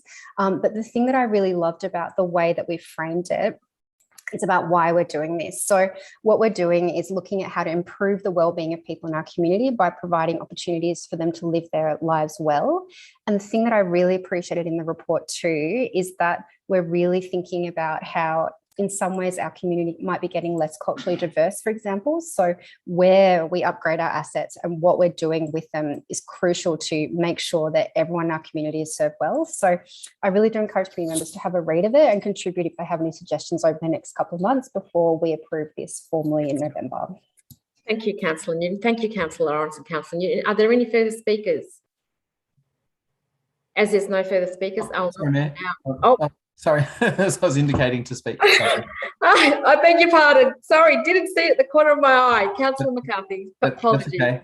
I just wanted to, supporting what the previous councillors have said, but also to highlight that as councillors would see in the challenges that are outlined in our asset management strategy, there are things that we didn't have in our previous asset management strategy and probably wouldn't have thought of as key considerations, but which actually have to be central to how we manage our assets and manage all the risks associated with those. And I just wanted to draw to councillors' attention the fact that the commentary about the impact of COVID on our assets is significant. The risk of current and future pandemic type impacts is significant because it creates both the twin impacts of both strain on some assets, but also the complete underutilisation of other assets which we can't use during lockdowns and other periods. Also, there is some really important outline of the key risks as a result of climate risk, which is, of course, included in the Local Government Act. We have to prepare for this. And there is actually a very distinct outline of the climate risks that council's assets face. The big one, of course, obviously being the natural disasters, but there are some really important other ones that are outlined there as well. And lastly, I just wanted to highlight that there are projections included in this particular piece of work, which are actually about population change and population growth over the next decade or so, and the change in who lives in Daraban and what that means for the assets that we currently have versus the assets we may need in the future or may not need in the future. So I would just really encourage people to have a look at this to actually get a sense of the challenges we face with a plan like this over the next few years. And it's not the sexiest or most exciting thing, but it is really important when you think about what a council actually is, which is a bunch of services and a bunch of community building activities and some buildings and other things too. Thank you, Councillor McCarthy. We've heard from Councillor Lawrence, Councillor Newton, and Councillor McCarthy. Are there any further speakers? Councillors, I just want to remind you that what we are moving is the officer's recommendation detailed on page 421 for item number 8.6, the review of the asset management policy and asset management strategies. I will now put that item to the vote. All those in favour? That's been carried unanimously. Thank you. Councillors, the next report we have for consideration is item 8.7, the review of sale of minor council property assets and policies. Are there any councillors? Are there any questions to the officers? As there are no questions, we'll now move into debate. Councillors, I remind you that once debate has started, there are no further questions of officers. Do I have a motion? Now I can't see hands, so just I have a move the officer recommendation. Thank you, Councillor Lawrence. Do I have a seconder? Second by Councillor Rennie. Thank you. Councillor Lawrence, would you like to speak to the motion? Yes, Mayor Messina, I'm just trying to scroll down on the agenda, the 800-page agenda. I'm glad it's not paper anymore, but I will just talk to it under memory. Look, this motion should be linked and is in part of a subset of our overall asset management. We were talking about the 500 kilometres of roads, and we were talking about 900 hectares of public open space and big things. This is about very small parcels of land and assets, and the policy needs to sit underneath the major asset policy as well in terms of strategy. And those strategies, of course, are talking about how we manage our assets for the lifestyles and the challenges that our community is going to face in the future, in 5 years' time, in 10 years' time. So in terms of this minor asset policy, it was last renewed in 2015, I believe. And so at this point, both policies are coming back, not just because they're required by state government in terms of 10-year planning, but also because it's timely that these policies are referred to and reviewed in light of our council plans. Obviously, we've just been talking about the council plan from 2016 till now, and we're now entering into a new council plan that's just been adopted in July. So I should have mentioned in the previous motion also, why these policies are being dealt with is because we were waiting for the cycle of our consultation on our council plan to finish. And so that's why we're now doing these asset management plans. In terms of the minor asset sales policy, it was adopted in 2015, the previous one. It had a focus on disposal of land, I would say, of mainly obviously to do with many kilometres of excess laneways. And they're in various states. Some of them are made, some of them are unmade, some of them incorporated into public properties, some of them already been dismantled, and there's a very different variety of small parcels of land that we need to deal with. This policy review allows us to look at a few more of those issues in light of the principles underlining our 4-year plan, and also in light of feedback we've got over the last 5 years of this 2015 plan. So they're the main things that we're looking at with this review. And obviously we're listening to the community because we've got a community that will probably have more innovative feedback on this area as well. Thank you, Councillor Lawrence. Councillor Rennie, would you like to speak to the motion? Thank you. This policy, I think, will be one that won't impact on many of our residents. Will matter dearly to other residents who have parcels of unused laneway that have been caught in the backyards, or want to purchase laneway behind their houses. And so it will either be a policy that doesn't matter and won't get looked at, or a policy that is of utmost importance and creates a situation in which, in many cases, becomes quite fraught for people. There is one significant change that is proposed in this policy compared to the 2015 policy, and that is a change that would see parcels of land that are and have been fenced in someone's backyard for more than 15 years offered in the first instance to that resident. But I think it's important to note that this now goes to consultation. And so what we will then do is hear from community members and take their feedback on board, and that's a really important part of the process. The other thing that I believe we really need to think about is, what does it mean when we say this was and always will be Aboriginal land? And how should we think about that in the context of the sale of minor assets?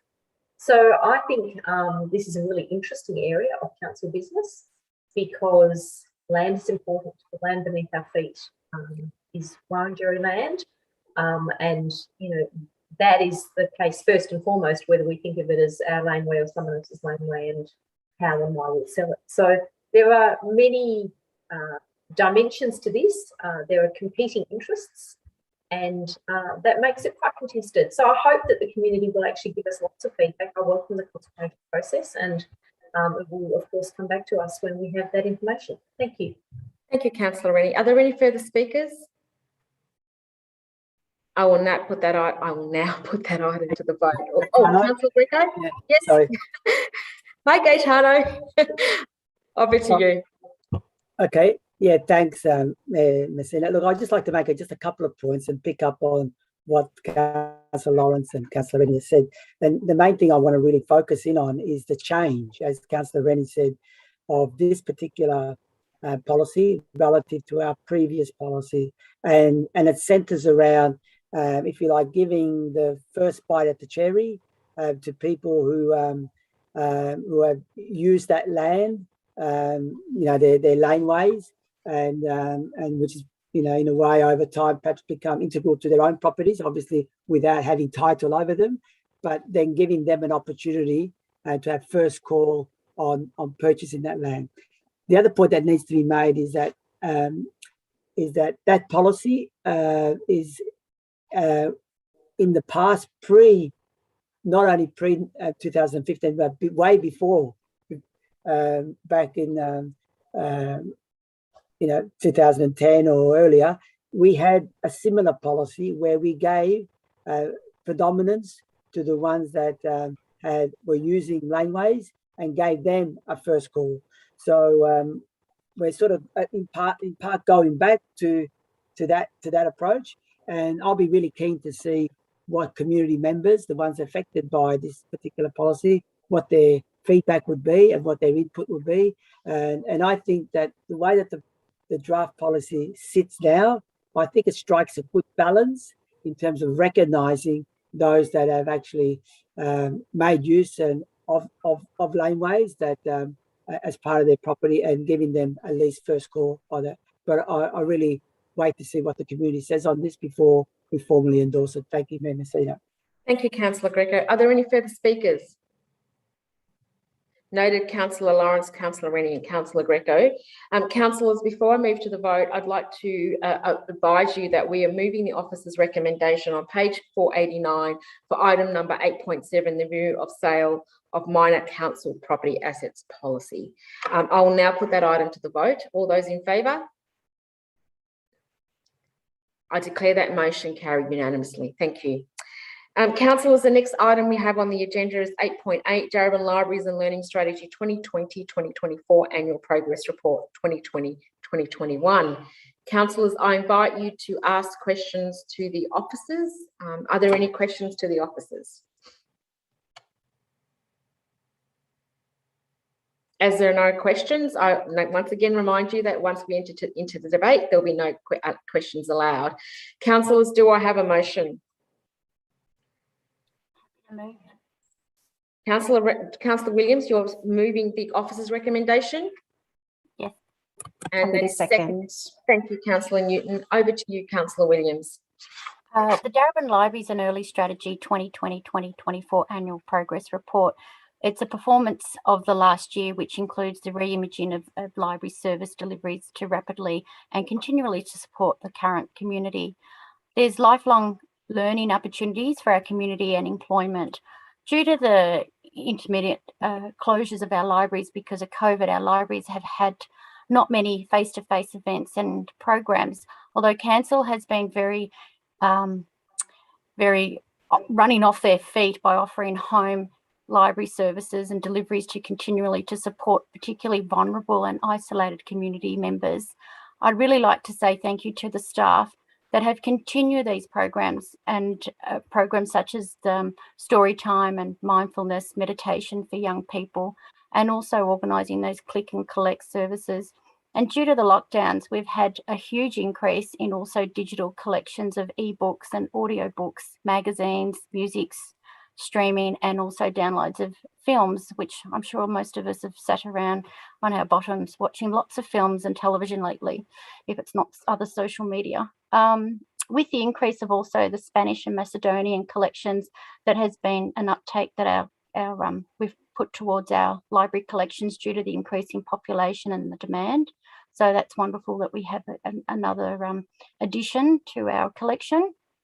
Not only limited to, but also the library has also been supporting Council's environmental sustainability policy with the focus to help Daraban community meet the challenges of the climate emergency. And that means we've been able to help our community with LED lighting upgrades and also increase in that area of trying to bring that awareness of climate emergency. We've had a huge increase in social connection and reduction that we're trying to focus on in reducing that isolation and loneliness to support positive mental health. Also continuing to be inclusive and always considering people's wellbeing and human rights. The transform services and service delivery models to ensure that they meet the current, emerging and future needs of our community and continually contribute through to collaboration, partnership of other councils. So I'd like to say a huge thank you to our library staff, which I know they've been doing it hard. Thank you, Councillor Williams. Councillor Newton, would you like to speak to the motion?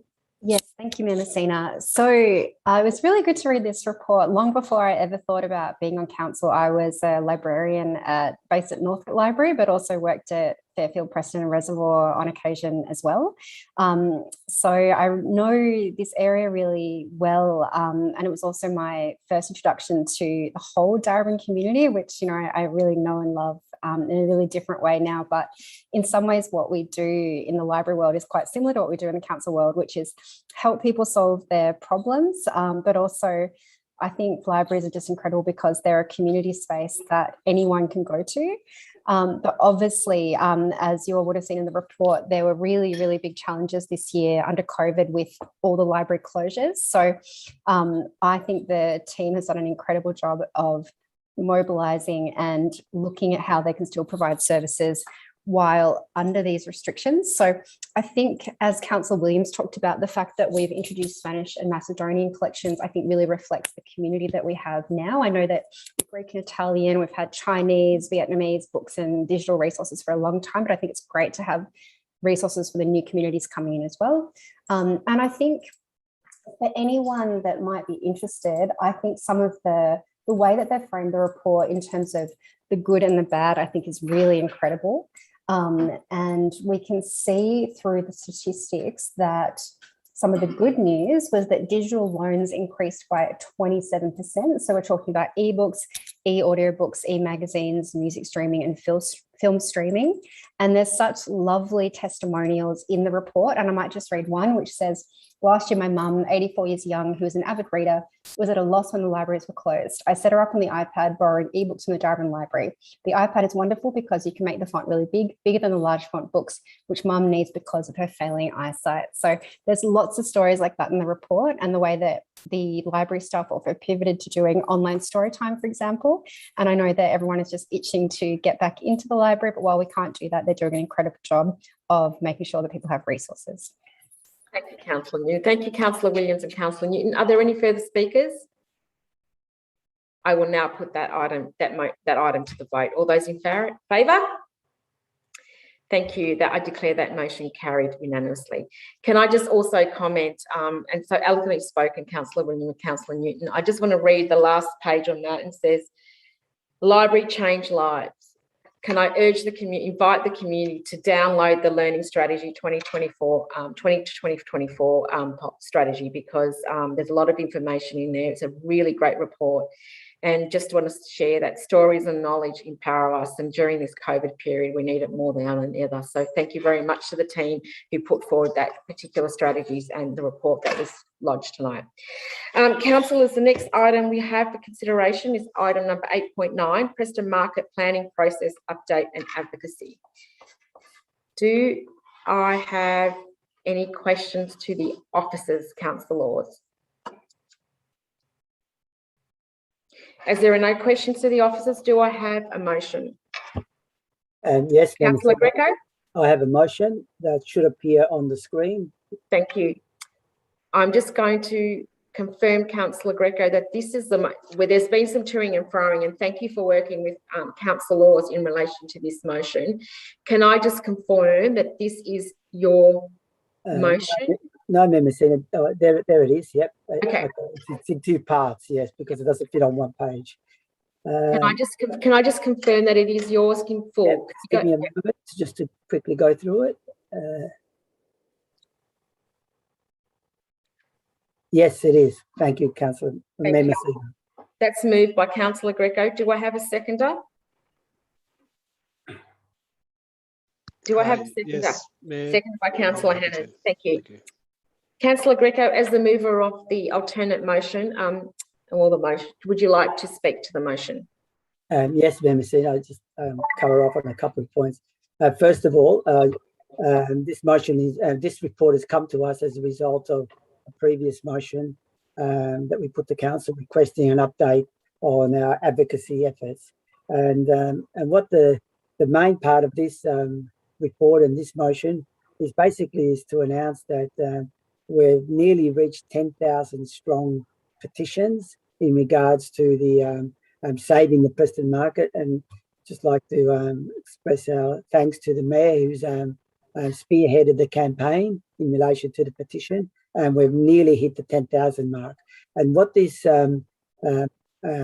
motion does is that basically is to submit the petition both to the Minister for Planning and also to the VPA, which is an indication, a strong indication of the community's strong commitment to support the market and to keep the market where it is, and also to support the council in terms of what the council position is in regards to safeguarding the future of the market. Also what this motion also does is that it talks about how there is a panel hearing and in relation to the Preston market, as we know, and that there's been over 380 public submissions to the VPA in relation to the VPA's proposal that the panel will need to digest and need to take into account.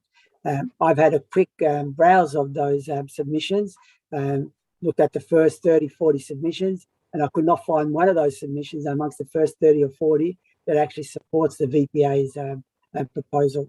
Actually, the majority of them, not in the majority, the extraordinary majority of them, I would say 98% of them, of the ones that I've read, damn the VPA proposal and saying that basically we need to go back to the drawing board.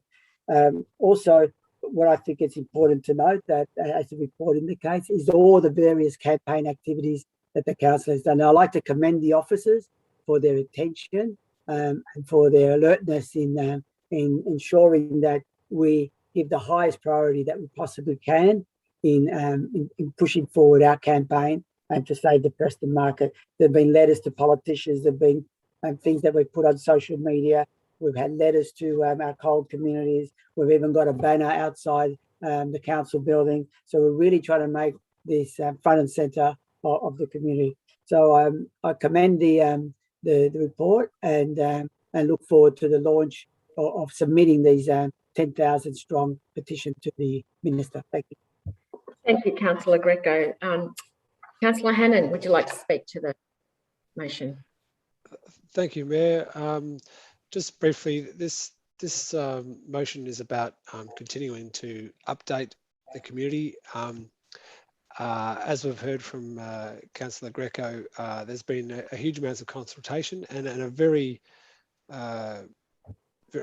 a massive amount of response from the community, really, in the thousands and hundreds of formal submissions. So we've spoken at length on the substance of council's position. It's based on very comprehensive community consultation. It's based on strong design principles, planning principles, affordable housing, sustainable development principles, heritage principles. So this motion is not going through that again, but given that this is the process continues to evolve, and then many people in the community wouldn't be really following or aware of how the process works. It's appropriate to update them and say, let's move to the next step, and you're going to have another opportunity, and we encourage you again to make your voice heard, so that it's not kind of sort of lost as the process moves on. And I think it's very appropriate to provide the community with an update, as I said, but also to contact the minister directly, so the minister can be in no doubt at all as to council's view. And I think I'll leave it at that. Thank you. Thank you, Councillor Hannan. Are there any further speakers? Councillor Lawrence. Yes, Mayor Mcfadden, I'd just like to echo the comments made by Councillor Greco and Councillor Hannan on this, and commend yourself for leading with the petition of nearly 10,000, as we've heard, on the market. And this is just another, step in this battle to preserve what we all value in this community, the heart of Preston. Really, in some ways, the multicultural soul of Daraban is the current open space market with its diverse European, Asian cultural food offerings. So it's the manifestation of what we're all about. I would just like to stress why this is so important. Is it about, it's about not just some buildings, it's not just about some shops, it's not just about some flats. It's actually about the shape of our community for the next 50 years in Preston. And it's about the future quality of life of 6,000 people that they want to put in this small space. And it is also about the 24,000 people in Preston, just surrounding it, who will face the off-site impacts of an intense development that's outlined by the VPA. So these are serious questions, and the work the Mayor's been doing and the Council's been doing is trying to bring both the future residents to the table, their interests, and bring the whole 24,000, the whole community of Daraban to the table to have a say about this, because many of us from many postcodes go to Preston Market because of what it offers in terms of fresh food. So, it's just another part of Daraban's fight. So I commend other councillors to support this. Thank you, Councillor Lawrence. Are there any further speakers? As there are no further speakers, I'll now put this item to the vote. All those in favour? I declare that motion carried unanimously. Thank you to Councillor Greco, Councillor Hannan and Councillor Lawrence and all other councillors who worked on this particular extension of the officer's recommendation. I just want to highlight the work that has been undertaken and continues to be undertaken by our officers. They have worked really hard on this. To Stevie, to Sophie and to Rachel, thank you for your contribution and your commitment to elevate our voices in the community, not only with the Daraban community, but externally to the Daraban community, and also raising your voices with the MPs that we've met. So I want to thank you for that. The Heart of Preston submission has a record number, 380 submissions from the community. That's a record number to the VPA. Almost 10,000 petitions, people have signed that petition. We're just a little bit short. So I invite you all to go to Google petition.org for Preston Market, because I would love to see 10,000 by the end of the week. So thank you. I just want to echo, say this is the people's market. You need to elevate your voices because your voices need to be magnified so that we get this right. Not only, as Councillor Lawrence said, not only for this generation, but the generations to follow. So I urge you to sign that petition. So, sorry, my passion will continue. But over to you, councillors, now for the next item on the agenda, which is item number 8.10, which is the 2021 Daraban Annual Community Survey results. I invite you, councillors, to ask if you have any questions to the officers. No questions? As there are no questions, councillors, do I have a motion?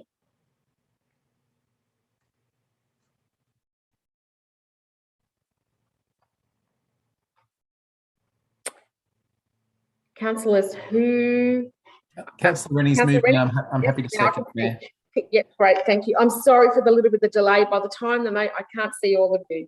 So moved by Councillor Rennie and a second by Councillor McCarthy. Would you like to speak to the motion, Councillor Rennie? Certainly, thank you, Mayor Mcfadden. This is a really interesting year to be looking at the annual community survey results.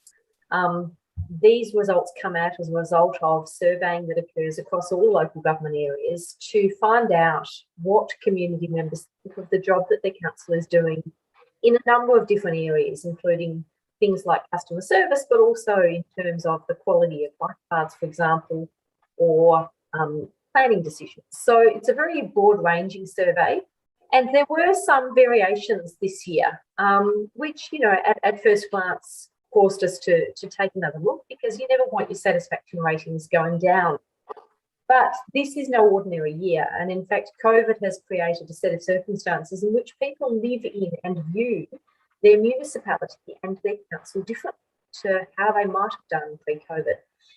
COVID has also shifted the way in which some of these survey results were collected and placed more emphasis on phone surveying, which has biased the survey towards established residents away from newly arrived residents.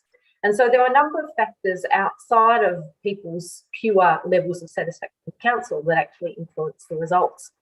And I think that's worthy of looking at and talking about.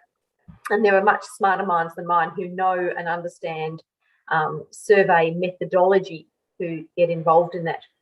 But also, I think it's fascinating to look at how our experience of living in our suburbs with COVID might have shifted the results as well. One of the areas in which I feel that's at play is in people's satisfaction with graffiti management. We know actually that we've been dealing with graffiti more effectively. There's not more of it around than there was a year earlier, but people are more satisfied. What does that tell me? It actually says to me that people are probably out in their local area, walking around their local streets much more than they have ever been. And so they're noticing things in their local streets, such as graffiti, more than they have in the past. And that could well explain the variation in satisfaction results. It's also worth noting that most of the variations we're talking about are fairly small and in many cases not statistically significant. Look, I think this is a very interesting report to read. And I also think it's really important to read these reports, not comparing one year to another, but looking at long-term trends in terms of satisfaction. The other major impact that we might see in these is the fact that we had council elections last year, and council elections bring up a whole lot of criticism about council and a whole lot of promises to do things better.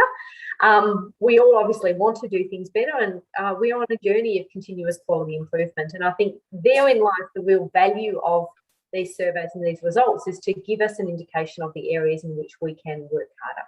Thank you. Thank you, Councillor Rennie. Councillor McCarthy.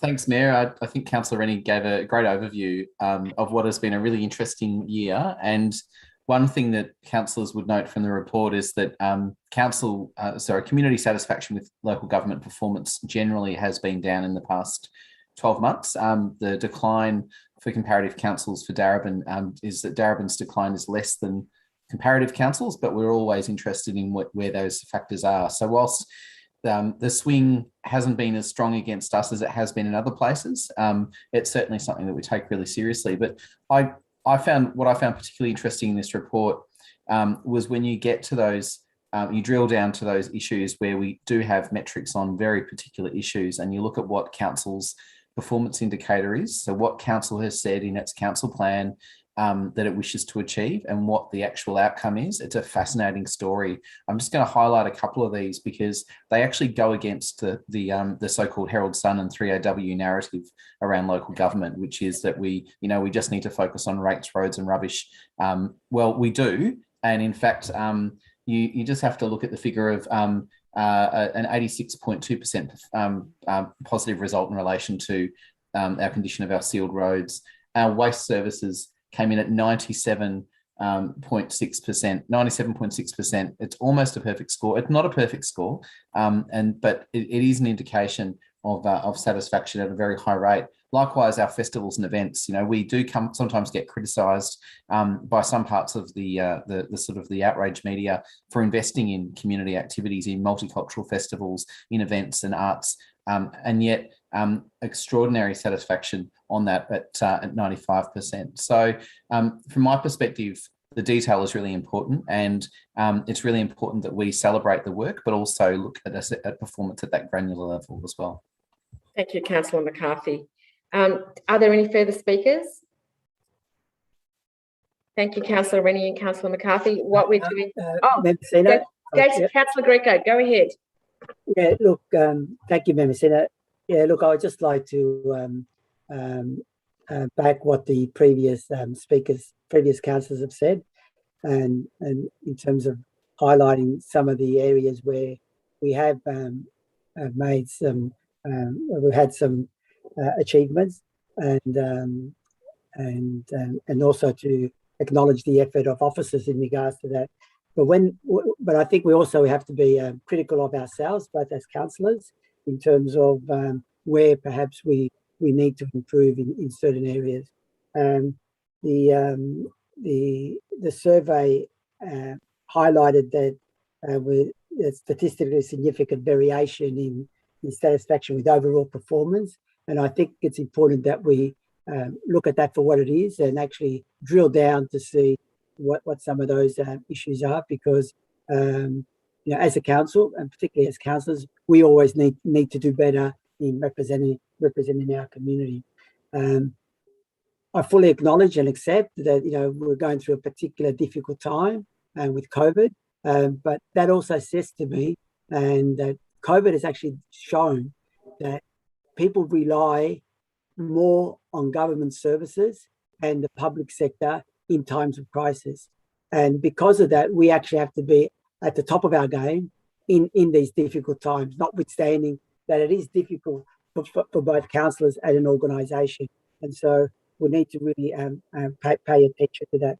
The other point too, I think that was an interesting point, is that the community slightly marked us down in relation to our advocacy, which I find a bit strange, but because we are strong advocates on, you know, we just talked about before about Preston Market, and I think we need to drill down what that actually means, and see how we can better impress the community in future years. Thank you. Thank you, Councillor Greco.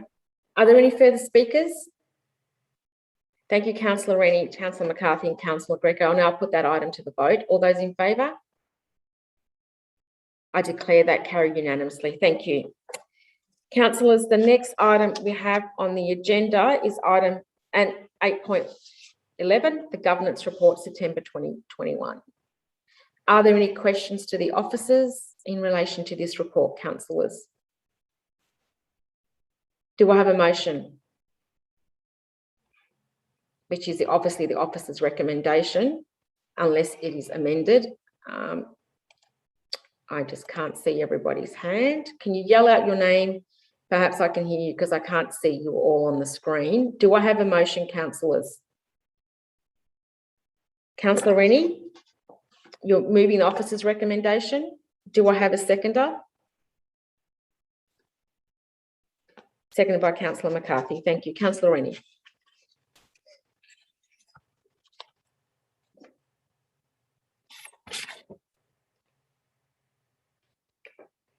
Councillor Rennie, we cannot hear you.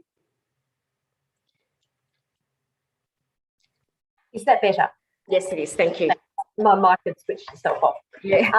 I was just saying that once again, this report outlines a number of council governance processes and is particularly helpful for informing the community members of the activities of council and councillors in particular.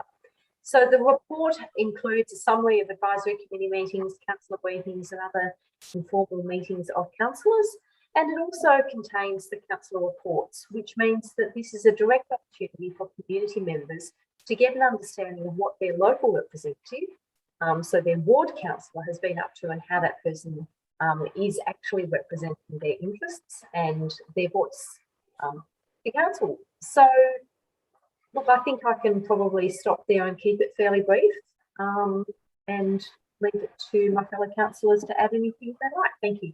Thank you, Councillor Rennie. Councillor McCarthy, would you like to speak as a seconder? Thanks, Mayor.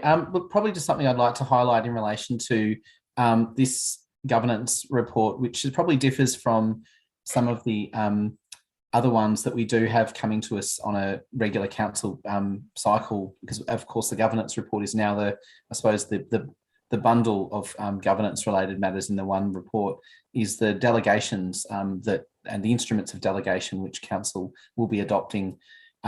Those instruments of delegation are really about making sure that the right people in the organisation have the delegated responsibility, authority, power to make decisions on a regular basis, sometimes on a daily basis. Otherwise, the majority of decisions would in fact have to be made at council meetings, which is not efficient or even appropriate.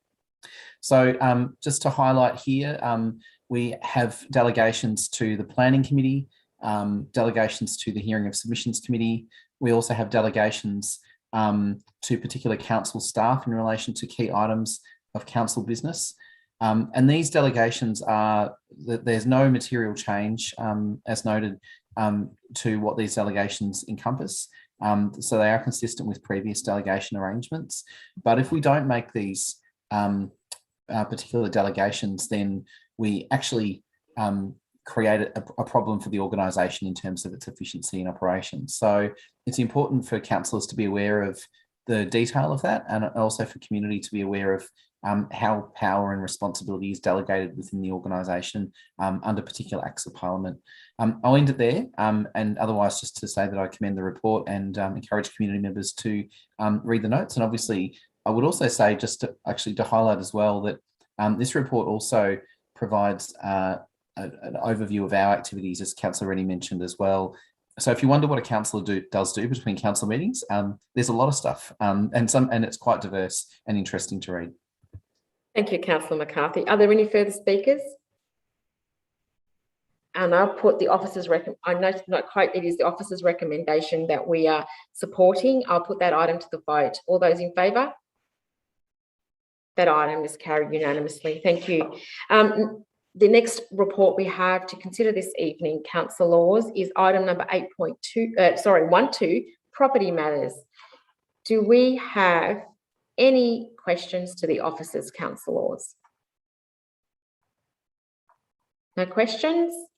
I will now ask that we will enter the, I will now inform you that once we enter the debate, there'll be no further questions or any other questions, because we haven't even started any. Do I have a motion? So we are moving the officer's recommendation at this stage. Councillors, can you please call out if you want to move the recommendation? Councillor Lawrence called out. Oh, I didn't hear him. Thank you, Councillor Lawrence. Do I have a seconder? Happy to move the officer's recommendation. Moved by Councillor Rennie. Councillor Lawrence, as the mover, would you like to speak to the motion? Yes, through you, Mayor Messina. This is an actual normal month-by-month action in terms of minor asset policy. It's currently a live issue that came to council during recent lockdowns and was processed by officers under the previous 2015 policy, and was actually started and processed before we'd had even a motion to review the minor land asset management. So I'm just giving you that context of it. In terms of the actual context of 7 Dumbarton Street, it's got a laneway running between the two streets behind the street behind Dumbarton and Dumbarton that's been fragmented and transferred. Some of it transferred for free, actually just for legal costs to some people.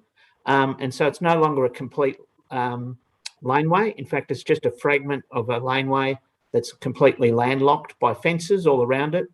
And it's not accessible for council or for anyone. There was some problems when we brought it back here a month or two ago, because we couldn't contact residents around there. We've been attempting to contact as many people as we can, and we've now exhausted that process. So in terms of due process and fairness, given this process was initiated prior to any flag changes, I'm supporting this motion that we proceed with this disposal of this asset. Thank you, Councillor Lawrence. Councillor Rennie, would you like to speak as a seconder? Would you like to speak to the motion? Thanks, Mayor Messina. Nothing to add. Councillor Lawrence has covered it. Thank you. Are there any further speakers? As there are no further speakers, I'll put that item to the vote. All those in favour? I declare that item carried unanimously. Thank you. Councillors, the next item we have to consider notice of motions, and there are none. The next item we need to consider is urgent business, and there are none. I will now declare or advise that I want to thank the councillors and the officers who've read and produced 881 pages that make up this council meeting this evening. I will now ask that we have items on the 11, which is consideration of reports considered confidential. I'm now asking for a mover to go into camera, and that's moved by Councillor McCarthy, seconded by Councillor Rennie. All those in favour? That is carried unanimously. I now ask that the team at Council CEO Business please turn